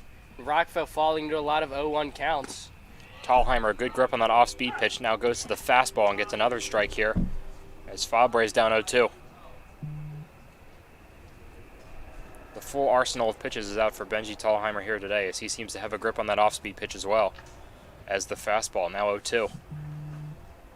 Big opportunity here for Rockville, trying to keep this inning alive. The 0-2 in and swing and a chopper back. Not quite into the dugout, but off the door. The breaking on that play were the runners, as Rick had the double steal on. See if that continues here with the 0-2 count to Rayo Fabre. Rockville team that's been very happy to put on the double steal on multiple occasions this season does it once again there. The 0-2 coming once again from Tallheimer. Looks to second, comes back into the stretch, fires home, swing and a miss there from Fabre. Running down to first, and this one is a low throw, but he gets him. So the nice play by Giesemann gets Fabre on the strikeout, and Rockville set down in the bottom of the 4th inning. We go to the top of the 5th, still a 2-1 game.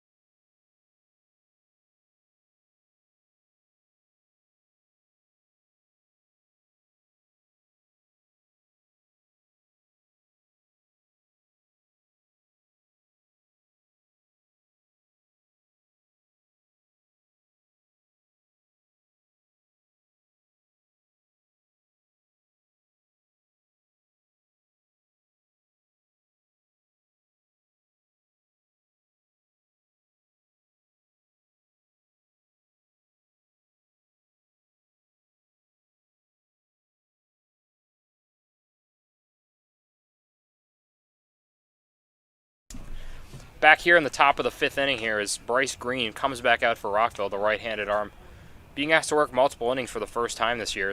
He comes in at a big spot in the 5th inning. Still a 1-run game, not much offense to speak of in this one. 4th inning goes scoreless for both sides. But certainly eventful, at least in the top half, with the, as we talked about, the play from Jesse Lacefield, the gun down the runner at home after the couple of errors in the same play as you see on that graphic on your screen. The 2 errors from Rockville, but nevertheless yielded an out. Koa will look to add to their 3 hits here as Justin Caesar steps in for his second appearance of the day. He's 0 for 1 so far. His first look against Green as Trevor Smith was the first one to get him out. Trevor Smith, not a bad performance in his first one out. His book closes at 2 earned runs, 4 strikeouts, 4 walks. That's going to be an outlier in the stat book, but 73 pitches, 3 innings. I mean, not as efficient as you'd like him to be, but he's given his team a chance to win. On the hook for a loss here, but nevertheless, not much more you can ask for a guy from his first start as Bryce Green misses low and outside here on the off-speed pitch to start the inning. Not only that, but there's plenty of upside from him as well. Working ahead of a few hitters. He really hit a groove in that 2nd inning, and hopefully that's something we see the rest of the summer as he works to lower that walks number. Swing and a miss here from Caesar. Count goes 1-1. I mean, as you said, saw some promising signs from him. In that first couple innings, he was very efficient. That 3rd inning just got him into a little bit of trouble with the walks, but that's something you can certainly iron out as the season goes along. Green once again coming set in the stretch here. Winds and fires, missing low. Count goes to 2-1.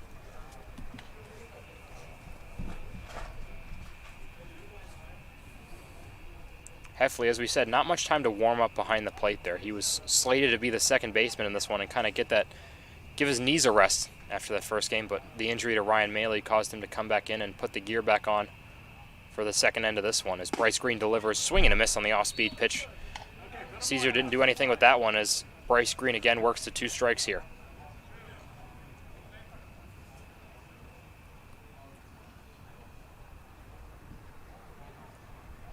Green looking for that strikeout ball with the 2-2.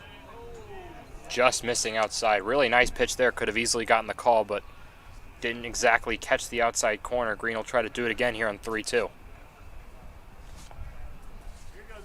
Impressive layoff by Caesar as well. I mean, that was a really close pitch, one that'll draw a swing and a miss from a lot of guys. But Green unfortunately unable to do so as this full count pitch is fouled off behind the plate.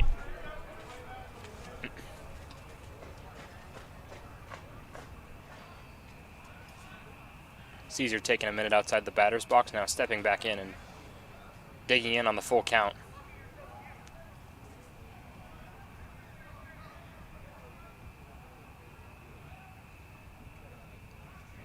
Green comes set, and the payoff pitch once again. Swinging a liner out to left. This one is fair. Oh no, it's called foul, and Koa's manager does not like that call. Extra bases taken away from Caesar on a, couldn't exactly see it from our vantage point, but that certainly looked like it could have either touched the line or gone inside the line, but the umpire disagrees, and a loud foul ball there from Caesar. Came flying out of the dugout there. Really did. He seemed very convinced that that was fair. I gotta be honest, it looked like it to me. I mean, at first glance, it looked like, it's tough to see the line from here, but it certainly looked like that could have played as a fair ball. But nevertheless, the third time we'll go to the payoff pitch from Green on 3-2 with no outs here in the top of the 5th inning. And I'd give a full reason to that Koa bench over there. They're looking right at that third base line. Yeah, unfortunately, we don't have video review here. No, we don't have video review here. 3-2, swing and a miss.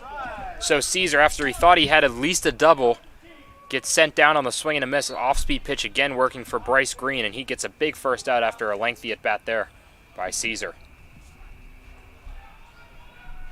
Give Green his credit. He's taken some interesting counts that have just lasted longer than they needed to. A couple plays that just didn't end like they should have, and he's come out on top more times than not. Lineup flips over as Dunn now steps up, chops a foul ball off to the left side. Dunn getting his third look of the day, 0 for 2 so far. That one we can confirm was foul. Yes, that was certainly a foul ball. Bryce Green taking a minute here on the back of the mound. Really, he's been very solid so far, very efficient. As you said, getting some help from his defense as well at times, but he's done a good job out there in his second inning of work. 1 1/3 so far, 1 strikeout, 1 walk. 57% strike rate, so not too much more you can ask on the 23 pitches Bryce Green has thrown home so far, this being the 24th missing up and in. Dunn in that left-handed batter's box had to kind of duck out of the way of that one as the count goes even at 1. What was that?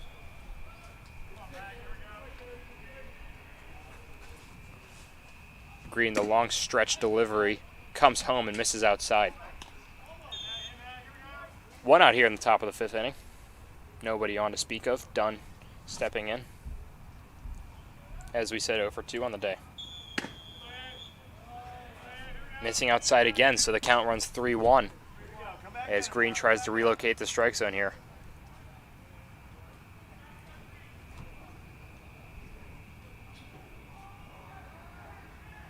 (3-1) on the way. Missing high and in.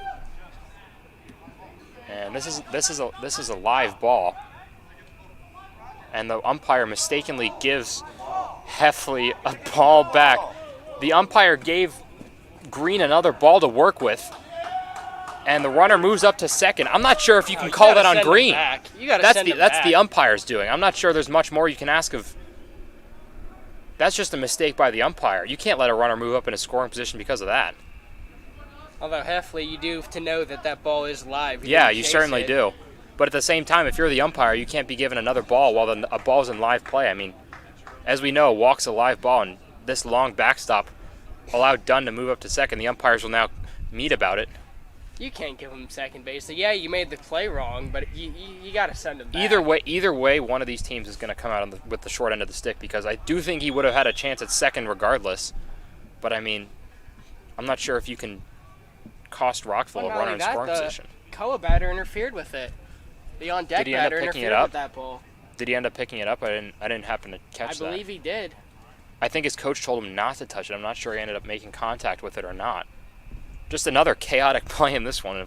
Kind of a wild 2-1 game here. Umpire's still talking about it. Can't we just get one normal inning in? I think once you throw that ball back to the pitcher.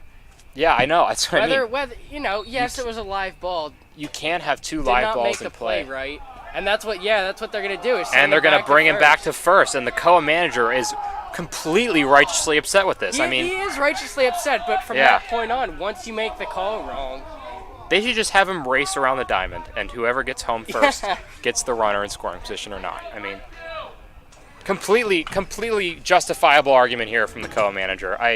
This is just a misplay by the umpires, and there's really not much they can do about it. But I mean, in the circumstances, I do think this is the right call to send the runner back to first. Yeah, what did you say as the umpire in this case, the Koa coach out to have a word with him? What do you say to him? Yeah, I messed the call up. Yeah, I'm thinking that's what he's doing. And I'm not sure that's a good enough explanation, as he seems to be arguing this one still. I mean, yeah, his point is that Heffley never made a break on that ball to pick it up. Heffley was unsure of if that was a live ball, and seems like everyone forgot about the play there, except for Koa. They were the ones that got... Yeah. They were on top of it. Runner ended up advancing to second, but looking like the call's not going to break in their favor. Yeah, it's the wrong call, but at the same time, it is the right call to probably send him back. It's tough. It's a judgment call, but at the same time, they should never be put in that position. I mean, that's not like an obscure rule. The ball is always live after a walk. It's not. He didn't get hit. Nothing happened. It's not a foul ball, so that ball's live, and that's just a mistake on the part of the umpires. Hopefully we don't get suspended for that because, I mean, I think Major League Baseball would probably, lay the hammer down a little heavier than MCBL. But the coach does have to consider here is if he reserves to play this game under protest, as we just heard from the Koa bench. I don't know. Like you said, we don't. I'm not sure the board at the MCBL would appreciate them having to review a game under protest. I don't see that happening, and the Koa manager finally does return to the dugout. So, not sure if you can call it a resolution, but we will get this game going again nonetheless. As Dunn does return to first, it looks like. You still see all the coaches on the field from both teams. Yeah, not really sure what's going on. As we said, a sprinting race might be the only way to settle this at this point, but... We've had the strangest delays. Before the first game, we had the heat delay with the umpire who was ill, and now we have a delay for... Yeah, I think this can be classified as a delay at this point. I mean, no one knows what's going on. As Rick Price is now called out to talk to the umpires once again. As this seemed to just be... It seems like the umpires are just like now mediators in this. It's just... it's just a ridiculous situation.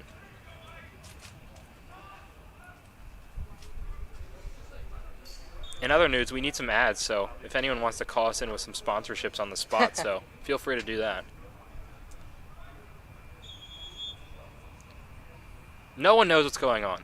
There's not one person on this field who says, yes, I know exactly what's happening right now. Yeah, I mean, no one's going to agree with it, and it really does fall on the umpire here. He did throw that ball out to Bryce Green. I tell you what, the outfielders Orsini, Bowman, and McMath really just have nothing to do at this point. They can't really come together to meet, because then if they do, then the game gets started and they have to go all the way back out. So they're just kind of standing there doing nothing, just like we all are kind of at this point. This is kind of a time to reflect on what has been a really bizarre game so far. And you know what? We're not going to a break. We're filling this dead air with this commentary because we don't have any ads. We don't have any commercials. So if you guys paid to sponsor this broadcast, we wouldn't have to do this, but here we are. You're stuck listening to us for the rest of Yes. Where are your ads? You still don't like commercials? You have to listen to us talk now. As Rick Price still talking to the managers. What I've been impressed by this entire time is Heffley is not broken out of that stance.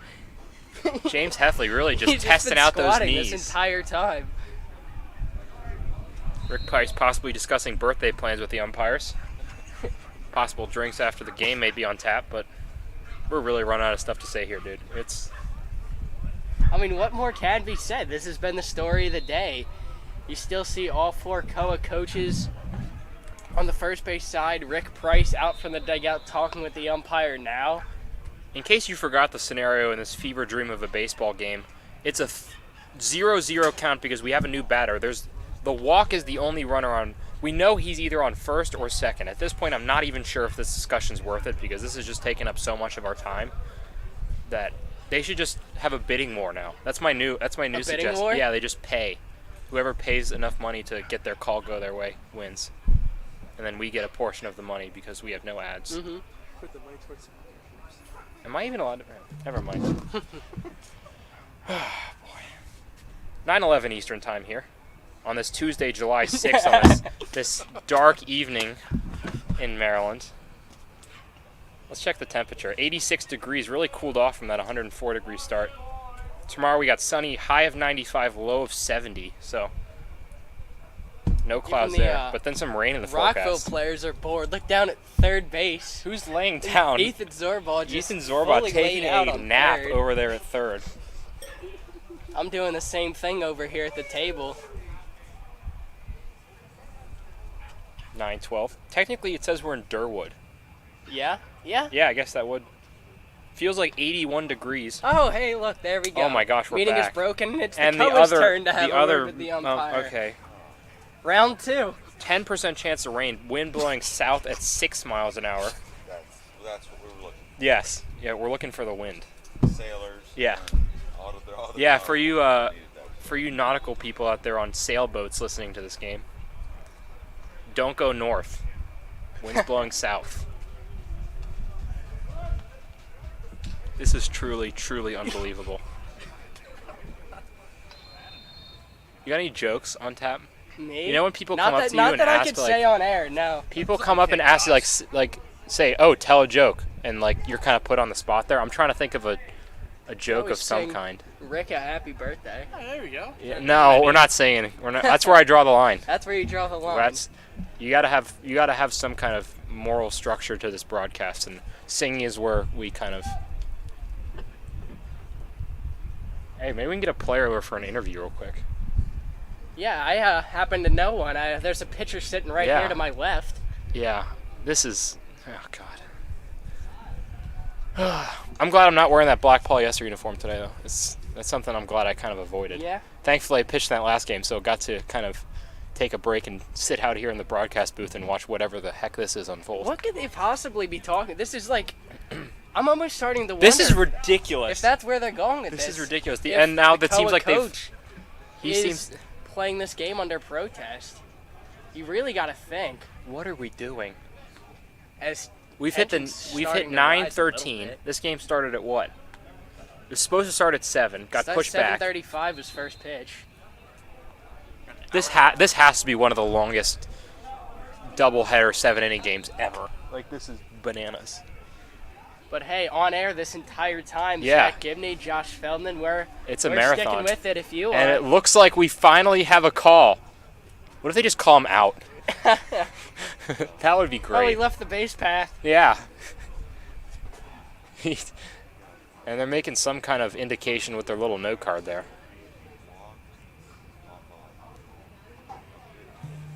If you're watching this back on YouTube in the future, I really do apologize for this 10-minute window of just empty commentary. We hope you've enjoyed your time here on YouTube Live, though. Zach Gibney, Josh Feldman, Patrick Mitchell here under the booth. And Bryce Green, I mean, he's got to start warming up again. He's taking some pitches. Almost on command. Bryce Green again. Starting to warm up a little bit. As we're still trying to get some clarification here. Absolutely no idea what the situation is right now. All that we know is that there's a walk and there's a runner somewhere on base. Patrick Mitchell, the voice you hear, is Josh seems to have gone over the dugout and asked about what's going on, which is something that I think everyone in this field and on the field can agree on. We don't really know what's happening. Just been sitting As here taking in all the information. that Koa's we've manager, seen. Koa's manager finally looks like he might be heading back. As I say that, he stops, but then he walks back again. Well, remember, another thing is he's already got a chip on his shoulder from the umpires not calling that last ball in play a double earlier in this game. All right, Josh. Double that seemed to be a foul ball. Josh now coming back. Josh, can you All right. explain what's going on? Yes, I did get word from Rick Price. This game from Koa is being played under protest. Wait, that's a real. That is a real I thing. thought you were joking. No, I didn't know I that was was a not thing you could joking. do. That is a thing you can do, which means when they send this down to the league, if this game is confirmed, they would replay this game from this exact spot. Oh my However, gosh. what I question is, once that ball was put out in play, can you really protest that? Because it's not like they're going to say know. he'll get second base, and that's what Coa's been arguing this whole time. You can't give him second base once Yeah, I mean, you already had a guy take first at base. one point they had two live balls in play, and that's just, you can't have that. I don't really know what this is ridiculous. Looks like we're finally returning to play here. Oh boy. So after all that, the runner stays on first for now, as the game, as Josh mentioned, is being played under protest. Joey Bowers steps in after being on the on-deck circle for about 6 days. He'll come in 0 for 1 on the day with a run and a strikeout as well as a walk. He's reached base once, kicks up a lot of dirt there. I don't know why he did that. Umpire calls time. Did you see that? He just kicked up a dirt cloud out of, like, frustration. And now the Really what umpire it has is. to wipe off the plate again. What are we Look doing at here? Bryce Green. I feel his frustration. I honestly do. This has got to be the weirdest I tell you game what, he's ever pitched in his Bryce- life. He's remembering this forever. Bryce was the guy who came in before me in the last game, and I can only thank God that I'm not the one out there right now, because I would be enraged if someone made me wait. Like, this is a long layover between innings, nevertheless between batters, as we finally get going again here.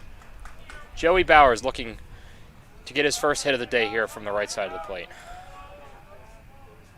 Bryce Green delivers. This one misses high. You know, it'd be wild if they sent him on a steal here. Yeah. Now, would they still play it under protest if he stole? Still no outs. Yeah. If he yeah, made once it. you send it. See, runner goes, throw high in, and he makes it into second. So after all of that, we are at the same situation we would have had before. This is fantastic. Someone wake me up. This isn't real.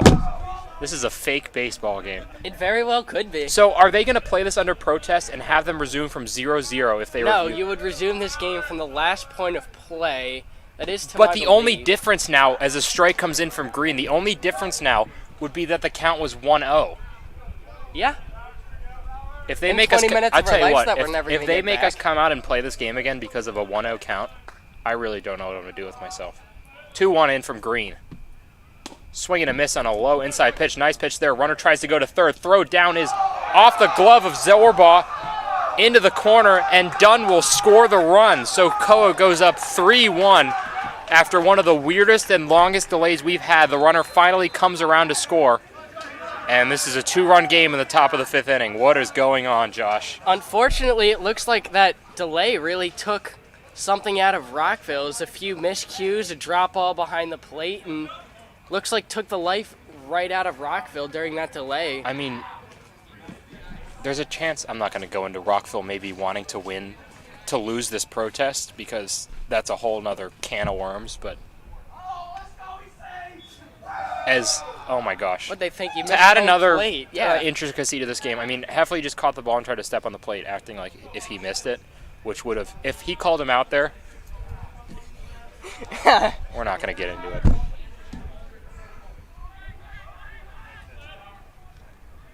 Bowers in 2-2. Missing high. Count now goes to 3-2.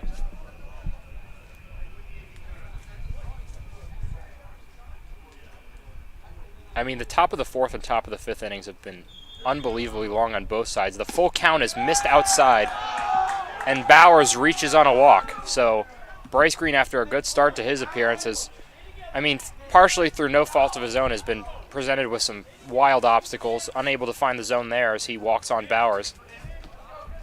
Yeah, you And now you Daniel really Elliott can't comes in. blame him. Yeah, it's a tough, I mean, pitching's such a mental part of the game to begin with, and then you throw that at him. That's a tough draw. And then now Daniel Elliott steps in, 1 for 1 on the day with a walk and a run as well, as he looks at strike one there from Green. 3-1 ball game, top of the 5th inning, 1 out. 0-1 count to Elliott, the lefty. Bryce Green, the righty, delivers, and this one is fouled off of the umpire. Really took a shot there, but the count goes to 0-2 now. So Bryce Green up 0-2 after a walk and a run allowed, now making this a 3-1 game. He'll try to set down Elliott.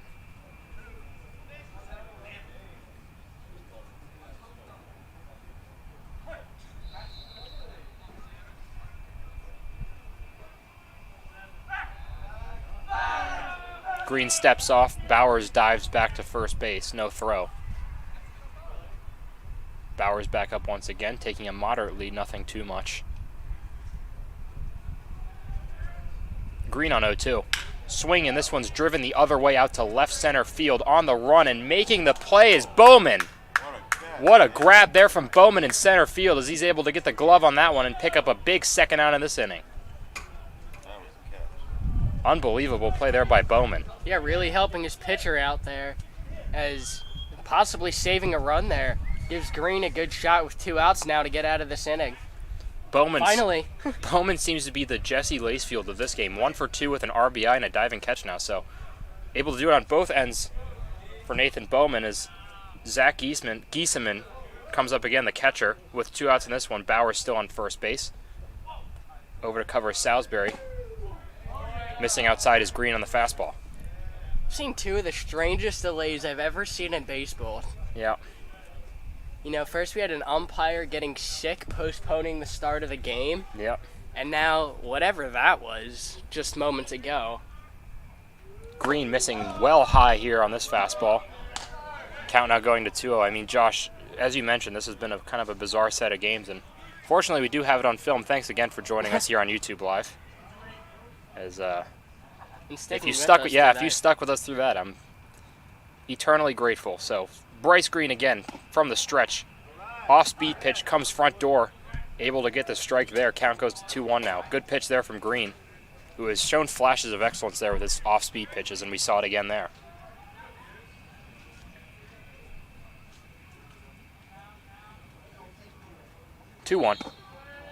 Missing low. Heffley, no effort to frame that one. That one just kind of dove out of the strike zone. Good hold there from Giesemann as the count now goes to 3-1. I think this umpire personally owes Green an apology here. Yeah, it's just unbelievable. This one laced down the third baseline. Really nice play by the third base coach, Akoa, there. Grabs that one barehanded. Full count here on for Green now with 2 outs in the top of the very long top of the 5th. Rick would have made that play. Yeah, I think so. He made that really nice catch earlier off the netting with a little one-handed grab. Full count pitch fouled off on a kind of a check swing there from Giesemann. Barely got a piece of it, but nevertheless he does and stays alive. So if we have another one of these delays, though, I think we might play out of Rick Price's birthday, as in out of this day, as in into Wednesday morning. Which is great, because we're right back here tomorrow, aren't we? Yes, we are, I believe. Tomorrow's Catholic, actually. Throw over Green, gets under Salisbury, goes to the backstop on the warning track. Salisbury, runner now goes to third, does Bowers, and he's in easily. So runner at third now for Koa after a wild throw over to first from Green, allowing him to move up 2 bases. So now this turns into a scoring opportunity for Koa.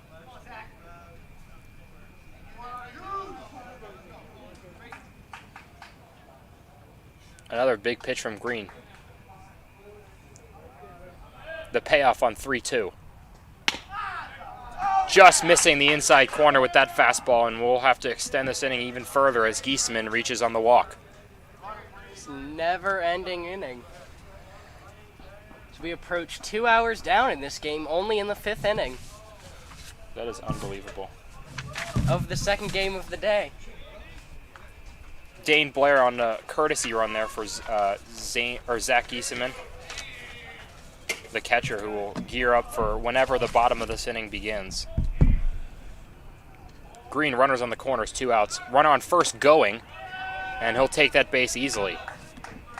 So Blair checks in as the courtesy runner and immediately moves up to second. So now 2 runners in scoring position here for Koa with 2 outs. I said it when they first broke, and I'll say it again. I stand by it. I think that delay really took the life right out of Rockville here. Yep. 1-0. Catches the outside of the plate there. Nice pitch from Green as he gets back in this one at 1-1. These delays really take the heart out of the team that happens to be in the field. In this case, it is Rockville. You're not in the dugout with your guys staying hydrated, cooling off. You're out in the field that whole time, and it's got to feel like an eternity since they've last held a bat in their hands. Check swing foul. A yell of "Did he go?" from the Rockville dugout doesn't matter because he did foul it off. 1-2.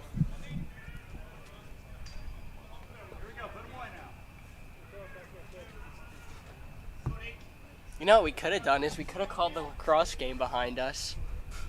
Yeah, really. No, next delay. I think they have oh no, they're still there. Might be another game going on. There's no way that's the same game as when we started. But 1-2. If that's any testament to how long we've been sitting here. Up and in there from Green to Wandel. Wandel 1 for 2 on the day with 2 RBIs and a strikeout to his name. Green trying to finally get out of this on 2-2. Slider slides too much and catches the almost knee of Wandel. Count goes full.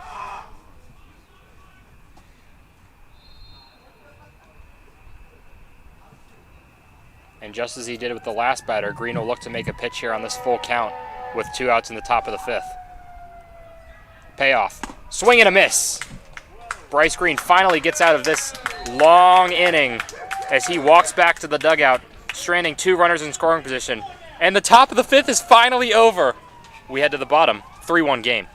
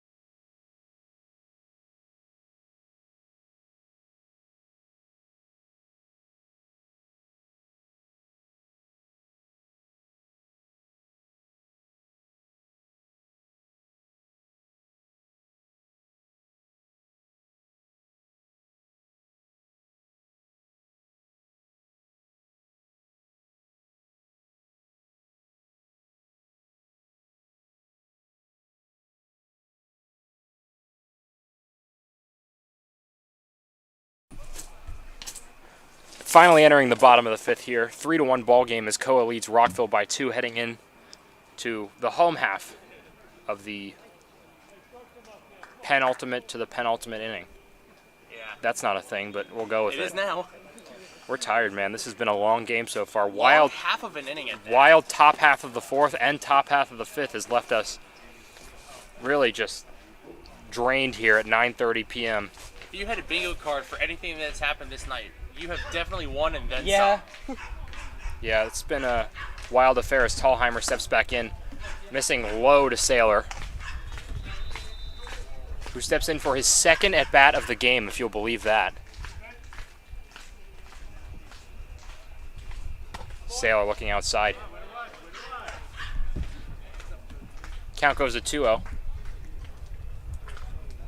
Let's see how Rockville regroups here. This is in my opinion, the most important inning of the game for them. Coming off that, they did surrender a run. Let's see how they respond. See if they can quiet that Koa dugout. Tallheimer hits on the outside of the strike zone. Gets the count to 2-1. No outs here in the bottom of the 5th inning. Saylor leading off. The lefty Fordham commit looks at a ball just catching the outside of the top of the strike zone. Count now even at 2.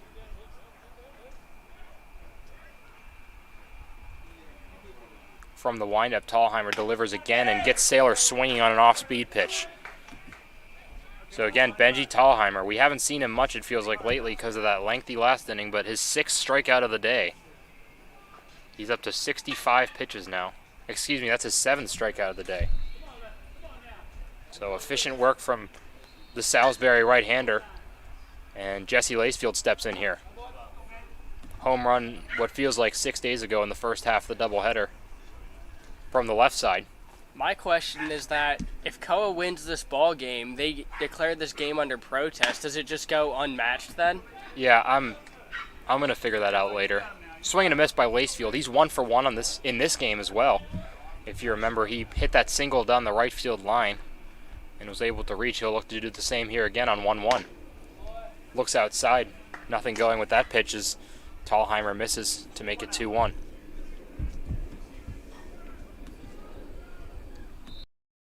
Surprised that Tallheimer's still in the game. That's a long time for a pitcher to be sitting on the bench, but he's come out dealing once again as this one's a high strike called to make it 2-2.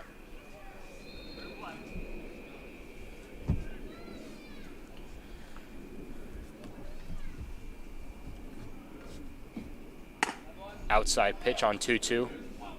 Good eye there from Lacefield as the count runs full here.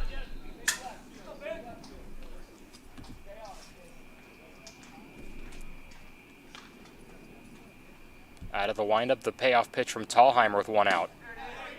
Misses inside, very close pitch there, but Jesse Lacefield with the keen eye gets onto first base, so the Rockville Express finally have something going here in this bottom of the 5th inning. 1 out for Steve Orsini, who hit the first home run of the year for Rockville. Another guy is able to put this one out of the ballpark, stepping up from the left-handed batter's box once again.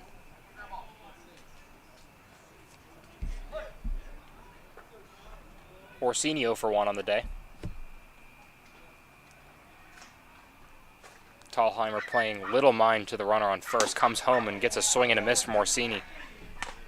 He's been really successful with that fastball, and this one really just able to put it by hitters.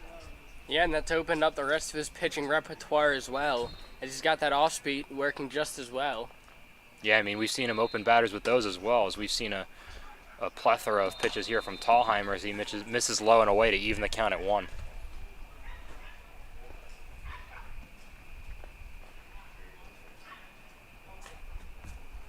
From the stretch, not much of a lead for Lacefield off of first. Coming home and a swing off to center field, done under this one. And he has to move very little as he brings that one in for the 2nd out of the inning.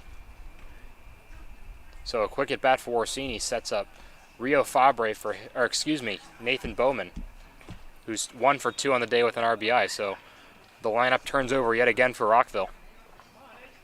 Yeah, he had an RBI knock, giving Rockville their only run of the game. Let's see what he does here with Lacefield on first. I wouldn't be surprised to see him in motion try and get into scoring position here.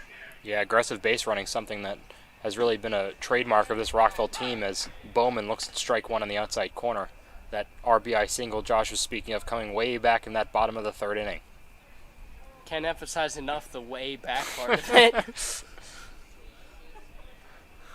0-1. Chopper to 3rd. That one goes foul. Tallheimer again a very efficient at bat on his part, working the count to 0-2 with a chance to get out of this 5th inning. 2 outs here. The runner on first you see on the corner of your screen there is Jesse Lacefield. The 0-2. Off-speed pitch, almost catching the bottom of the strike zone, doesn't quite do so. Good eye there from Bowman as he lays off and works the count to 1-2.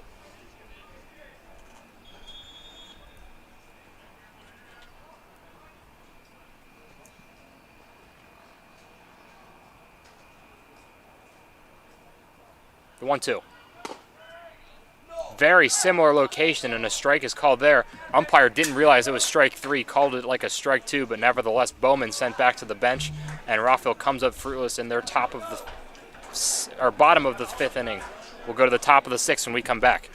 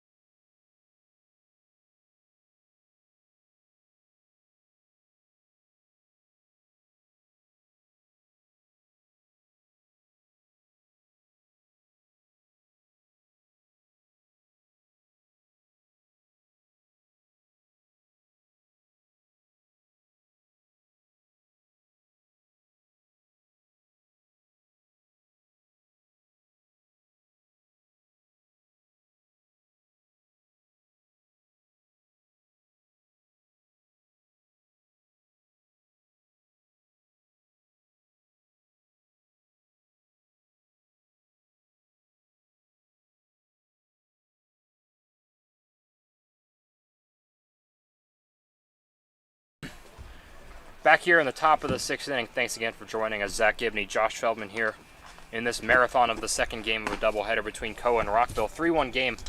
A couple defensive replacements to speak of. Ethan Zorba in the pitch, the previously third baseman. Jesse Lacefield moves to third, and George Burbakos in at second base for his first appearance of the season. So a new face in the field for Rockville. So it's the 6'1", 180 freshman at St. Mary's College in Maryland. So our first looks at him. Top of the 6th inning here. Koa trying to open this one up a little bit. They already have a 2-run lead. Only 3 hits in this one so far, though.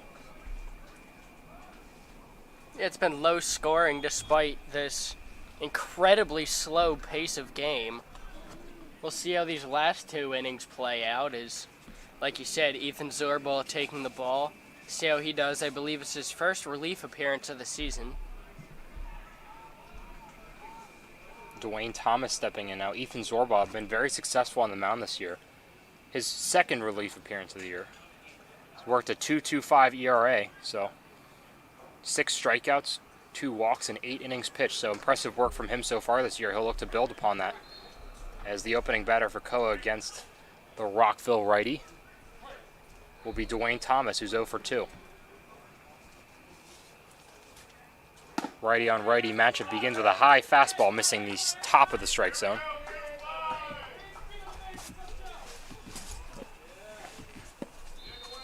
(1-0) from Zorba. Swinging a very late miss by Dwayne Thomas. Nice pitch there by Zorba, who evens the count up at 1.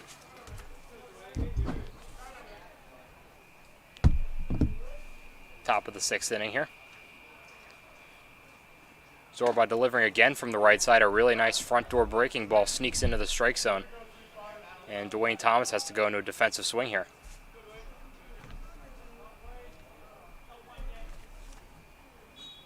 (1-2). Another nice off-speed pitch from Zorba is canceled out by the defensive swing of Thomas, who puts that one over the right side bleachers. So we'll do the 1-2 again here.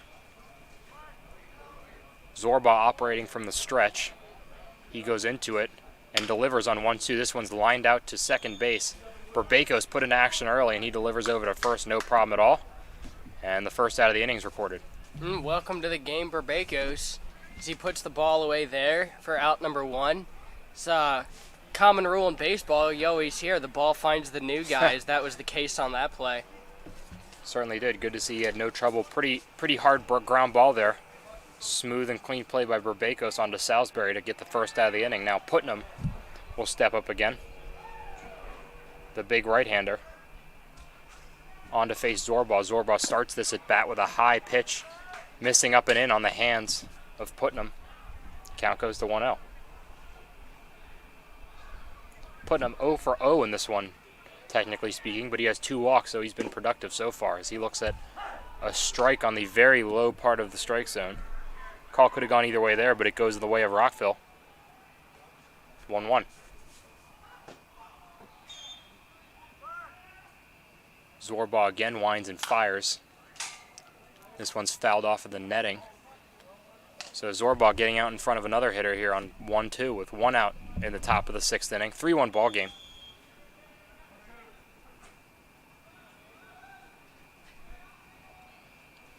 The third baseman turned pitcher winds and fires. Swing and a miss. Really nice pitch there again, going with the off speed.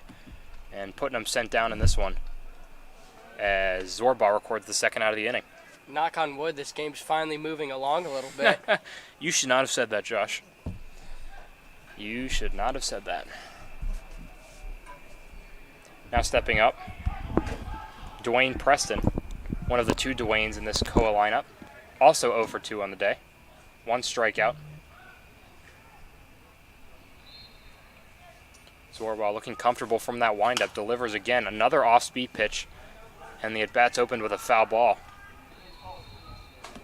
Umpire calls for a couple baseballs. It seems we're running out of them after the last couple foul balls. Nice to see Zorba getting ahead of a lot of hitters here. That's something we've seen the Koa pitching staff do here in the second game. as Zorba giving a little taste of their own medicine to get the foul ball straight back there and make it an 0-2 count.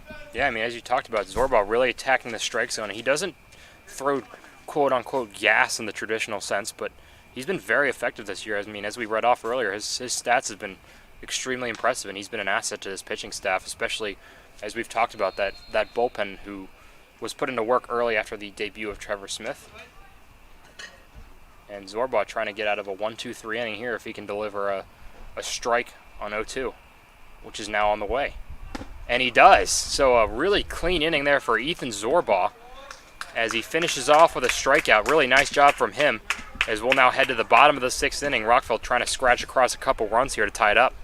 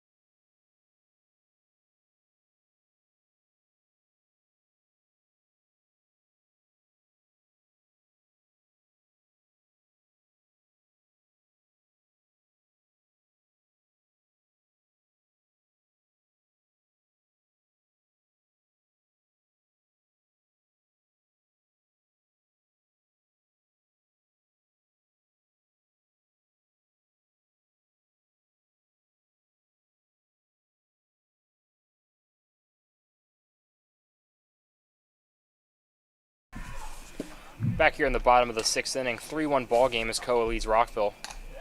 That lead maintained in part to the effort of Benji Tallheimer, the Koa starter, who's gone 5 innings, 81 pitches, 8 strikeouts, only 2 walks, yielding 4 hits. He's been very efficient so far in this one. 50 of his 81 pitches have been strikes, and he'll look to continue on that pace as he faces Danny Salisbury to lead off the bottom of the 6th.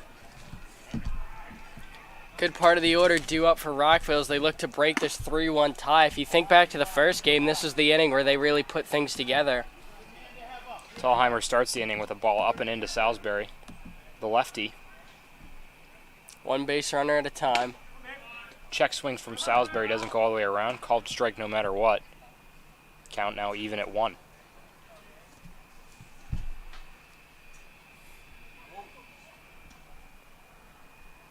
Tallheimer back into the windup, generates a swing and miss from Salisbury on the fastball on the outside corner. And again, Tallheimer ahead in a count.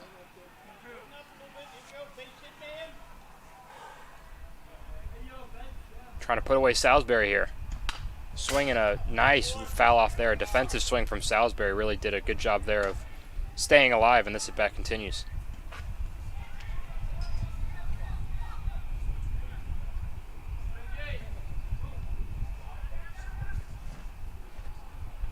One, two. Swing and a miss. And as we talked about, that off-speed pitch, really no answers from the Rockville hitters as Tallheimer brings it out again and gets the strikeout, his 9th of the day.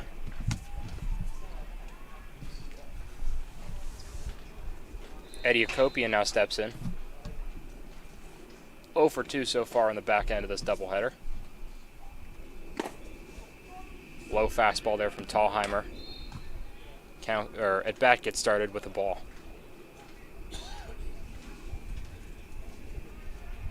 Tallheimer working quickly now. Swinging a pop fly out to center field. Looked like Zorba got a bit of a stinger on that one. And this one floats over to the right fielder Bowers, who's camped under it easily. So deep fly ball, nothing there for Hakopian though, and this inning quickly moves to 2 outs. As now McMath steps in. Unfortunately for Rockville, they haven't been able to get guys on for them. McMath, one of the lead RBI men in this lineup, however, batting for, I believe, the 3rd time today without anyone on base. McMath now has 3 of the Rockville singles today, the only extra base hit coming off the bat of James Heffley, that double. as McMath looks at ball one in the dirt. 2 outs here in the bottom of the 6th inning.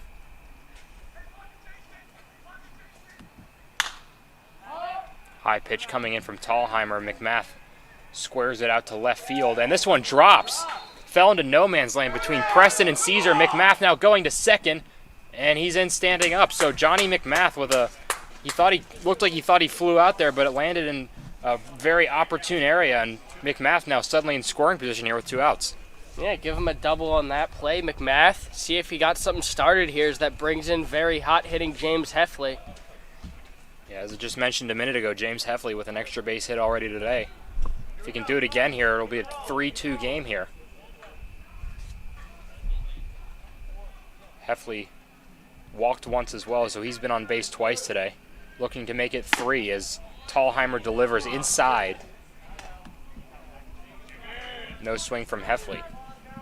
That was a really interesting play from McMath. I mean, it looked like he certainly thought he was going to be the last out of the inning there, but it found a patch of green, and that's all you need. Yeah, looks like no one called that ball, lost it in the light or something. Might be the break Rockville needed. We'll see what they do here. Heffley fouls one off back towards us to even things at 1. Still 2 outs here. That double from McMath, the 5th hit of the day for Rockville. They're out hitting Koa 5-3 in that regard, but unfortunately where it matters, they're down 2.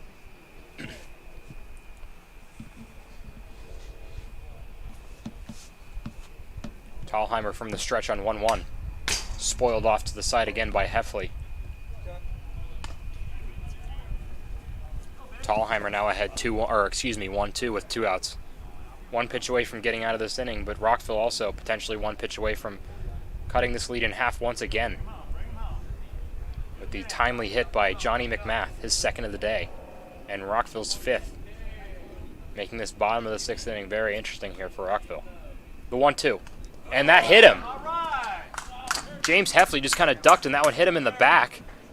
And Rockville's got a base runner, so right when you think Tallheimer had Heffley where he wanted, he plunks him on a 1-2 count, which, I mean, keeps this inning going for Rockville. So you'll take that any day of the week as the courtesy runner now comes in.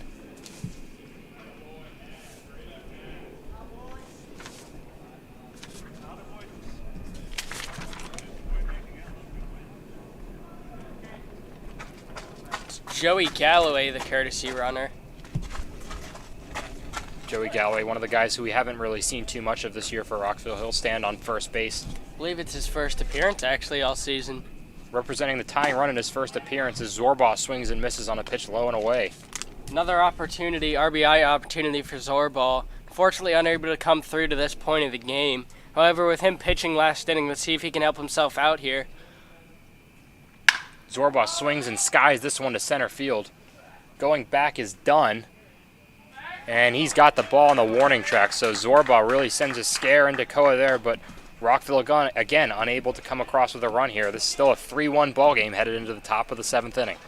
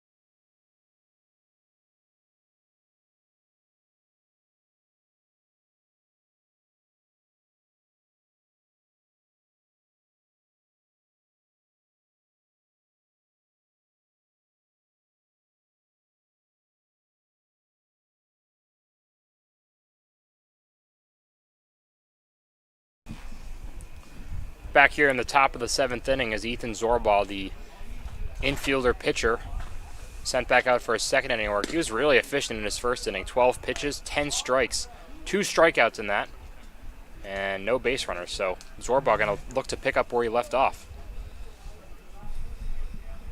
To your point, looking to keep Koa, keep this a 3-1 ball game, get the boys back in the dugout with a chance in the bottom of the 7th.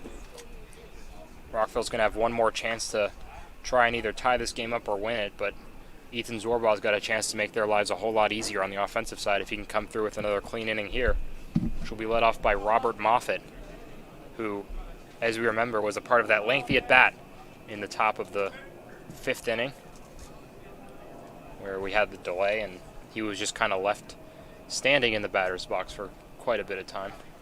He's 0 for 2 on the day, 1 strikeout.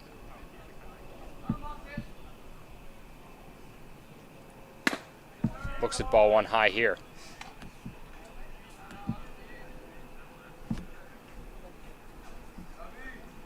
Zorbaugh again working from the windup.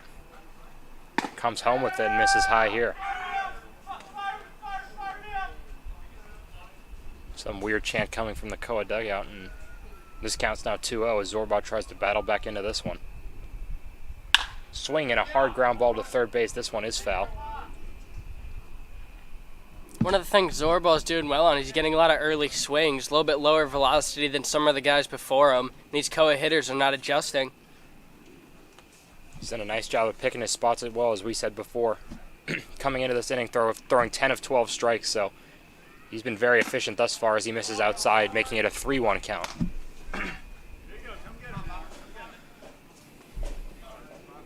So Moffitt now, hitter's count here. Leadoff hitter at the top of the 7th for Koa. He'll look at a strike coming in from Zorbaugh, an off-speed pitch, and the Koa dugout not pleased with that call.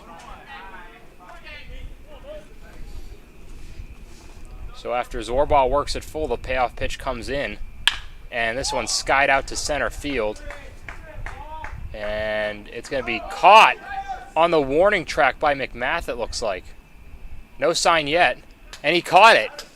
What a play by McMath on the warning track, it looked like. Able to backtrack and make the play on that one on the sort of dive. So nice play by him, sets Rockville up in a good spot. 1 out here in the top of the 7th. Yeah, McMath covering a lot of ground to get to that right center alley, diving to his right to make an impressive out number 1 there, showing he's more than just a first baseman.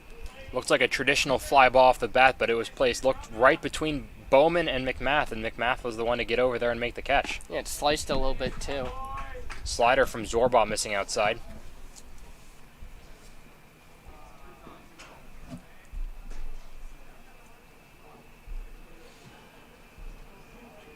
Third looks of the day for Justin Caesar. 0 for 2 with 1 strikeout so far. First strike of the at-bat comes in there from Zorbaugh, so the count's now even at 1.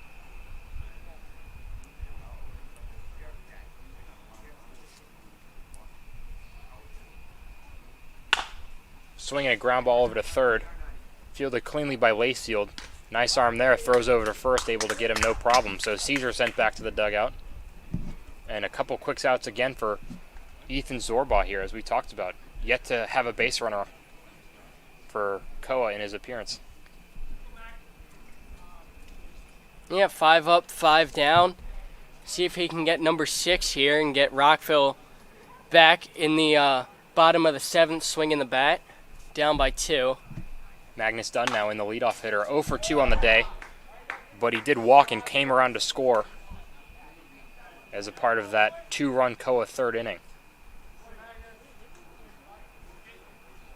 Excuse me, no, he was the one in the top of the 5th who generated the controversy with the walk and ended up coming around to score as this one's chopped out. Zorbaugh lets it go by him. Second baseman fields cleanly, and Berbekos with another assist as a nice play made there on the charging ground ball. We head to the bottom of the 7th. Rockville trying to keep this game going.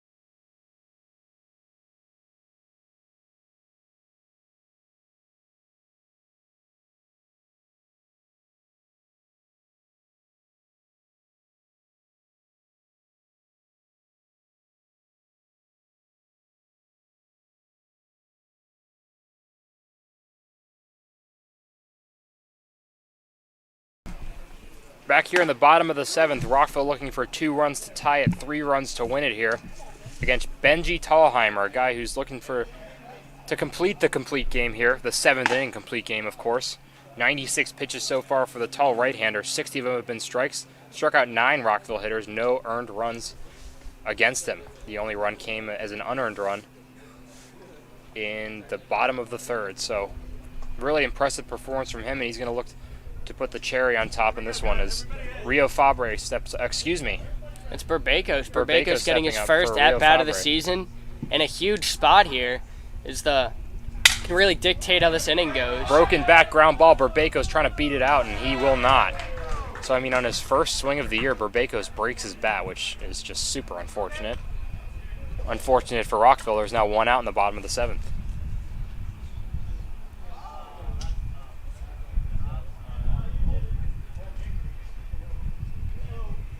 Second broken bat of the day Yeah. for Rockville. Ethan Zorbal broke his bat earlier. Yeah, tough to think of another time this year that we've even seen one, but we've seen a couple today now. Swing and a miss by Saylor. Another fastball there from Tallheimer gets the count started at 0-1.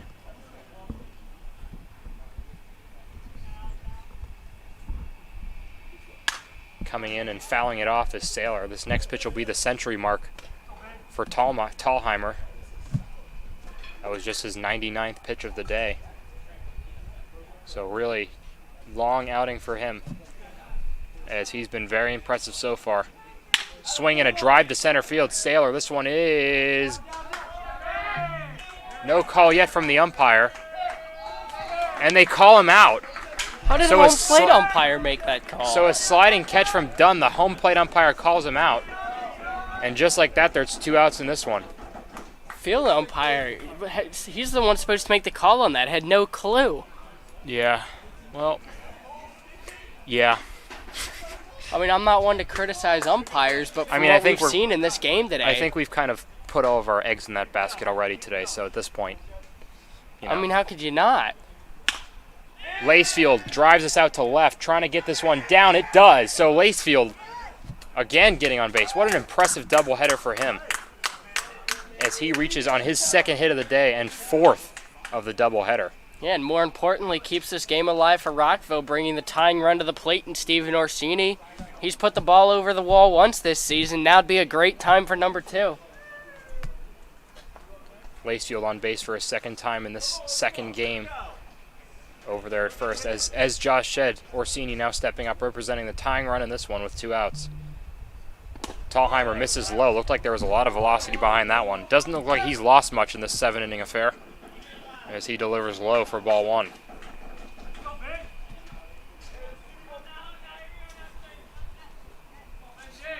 Orsini, the lefty, awaits. And this one's a strike call in the inside corner. Bit of a close call there, but Orsini takes a look, and now the count's even at 1s.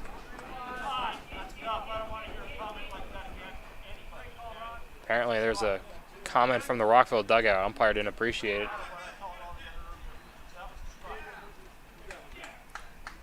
Reaffirming his strike call as he tells the Rockville bench to not criticize him anymore.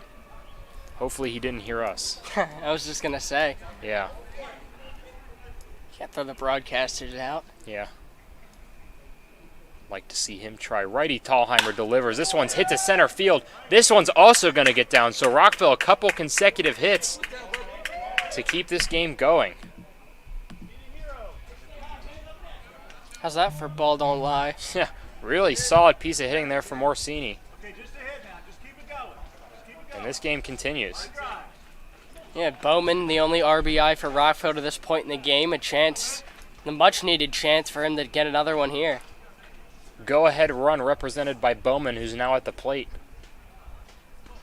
Tallheimer looking to battle out of this one. Inside pitch misses for ball 1. Tallheimer now comfortably over 100 pitches. Fatigue might be playing a role in this one now, as he's left a couple pitches right over the plate, and the Rockville hitters have made him pay for it. Delivering. This one swing out to center field.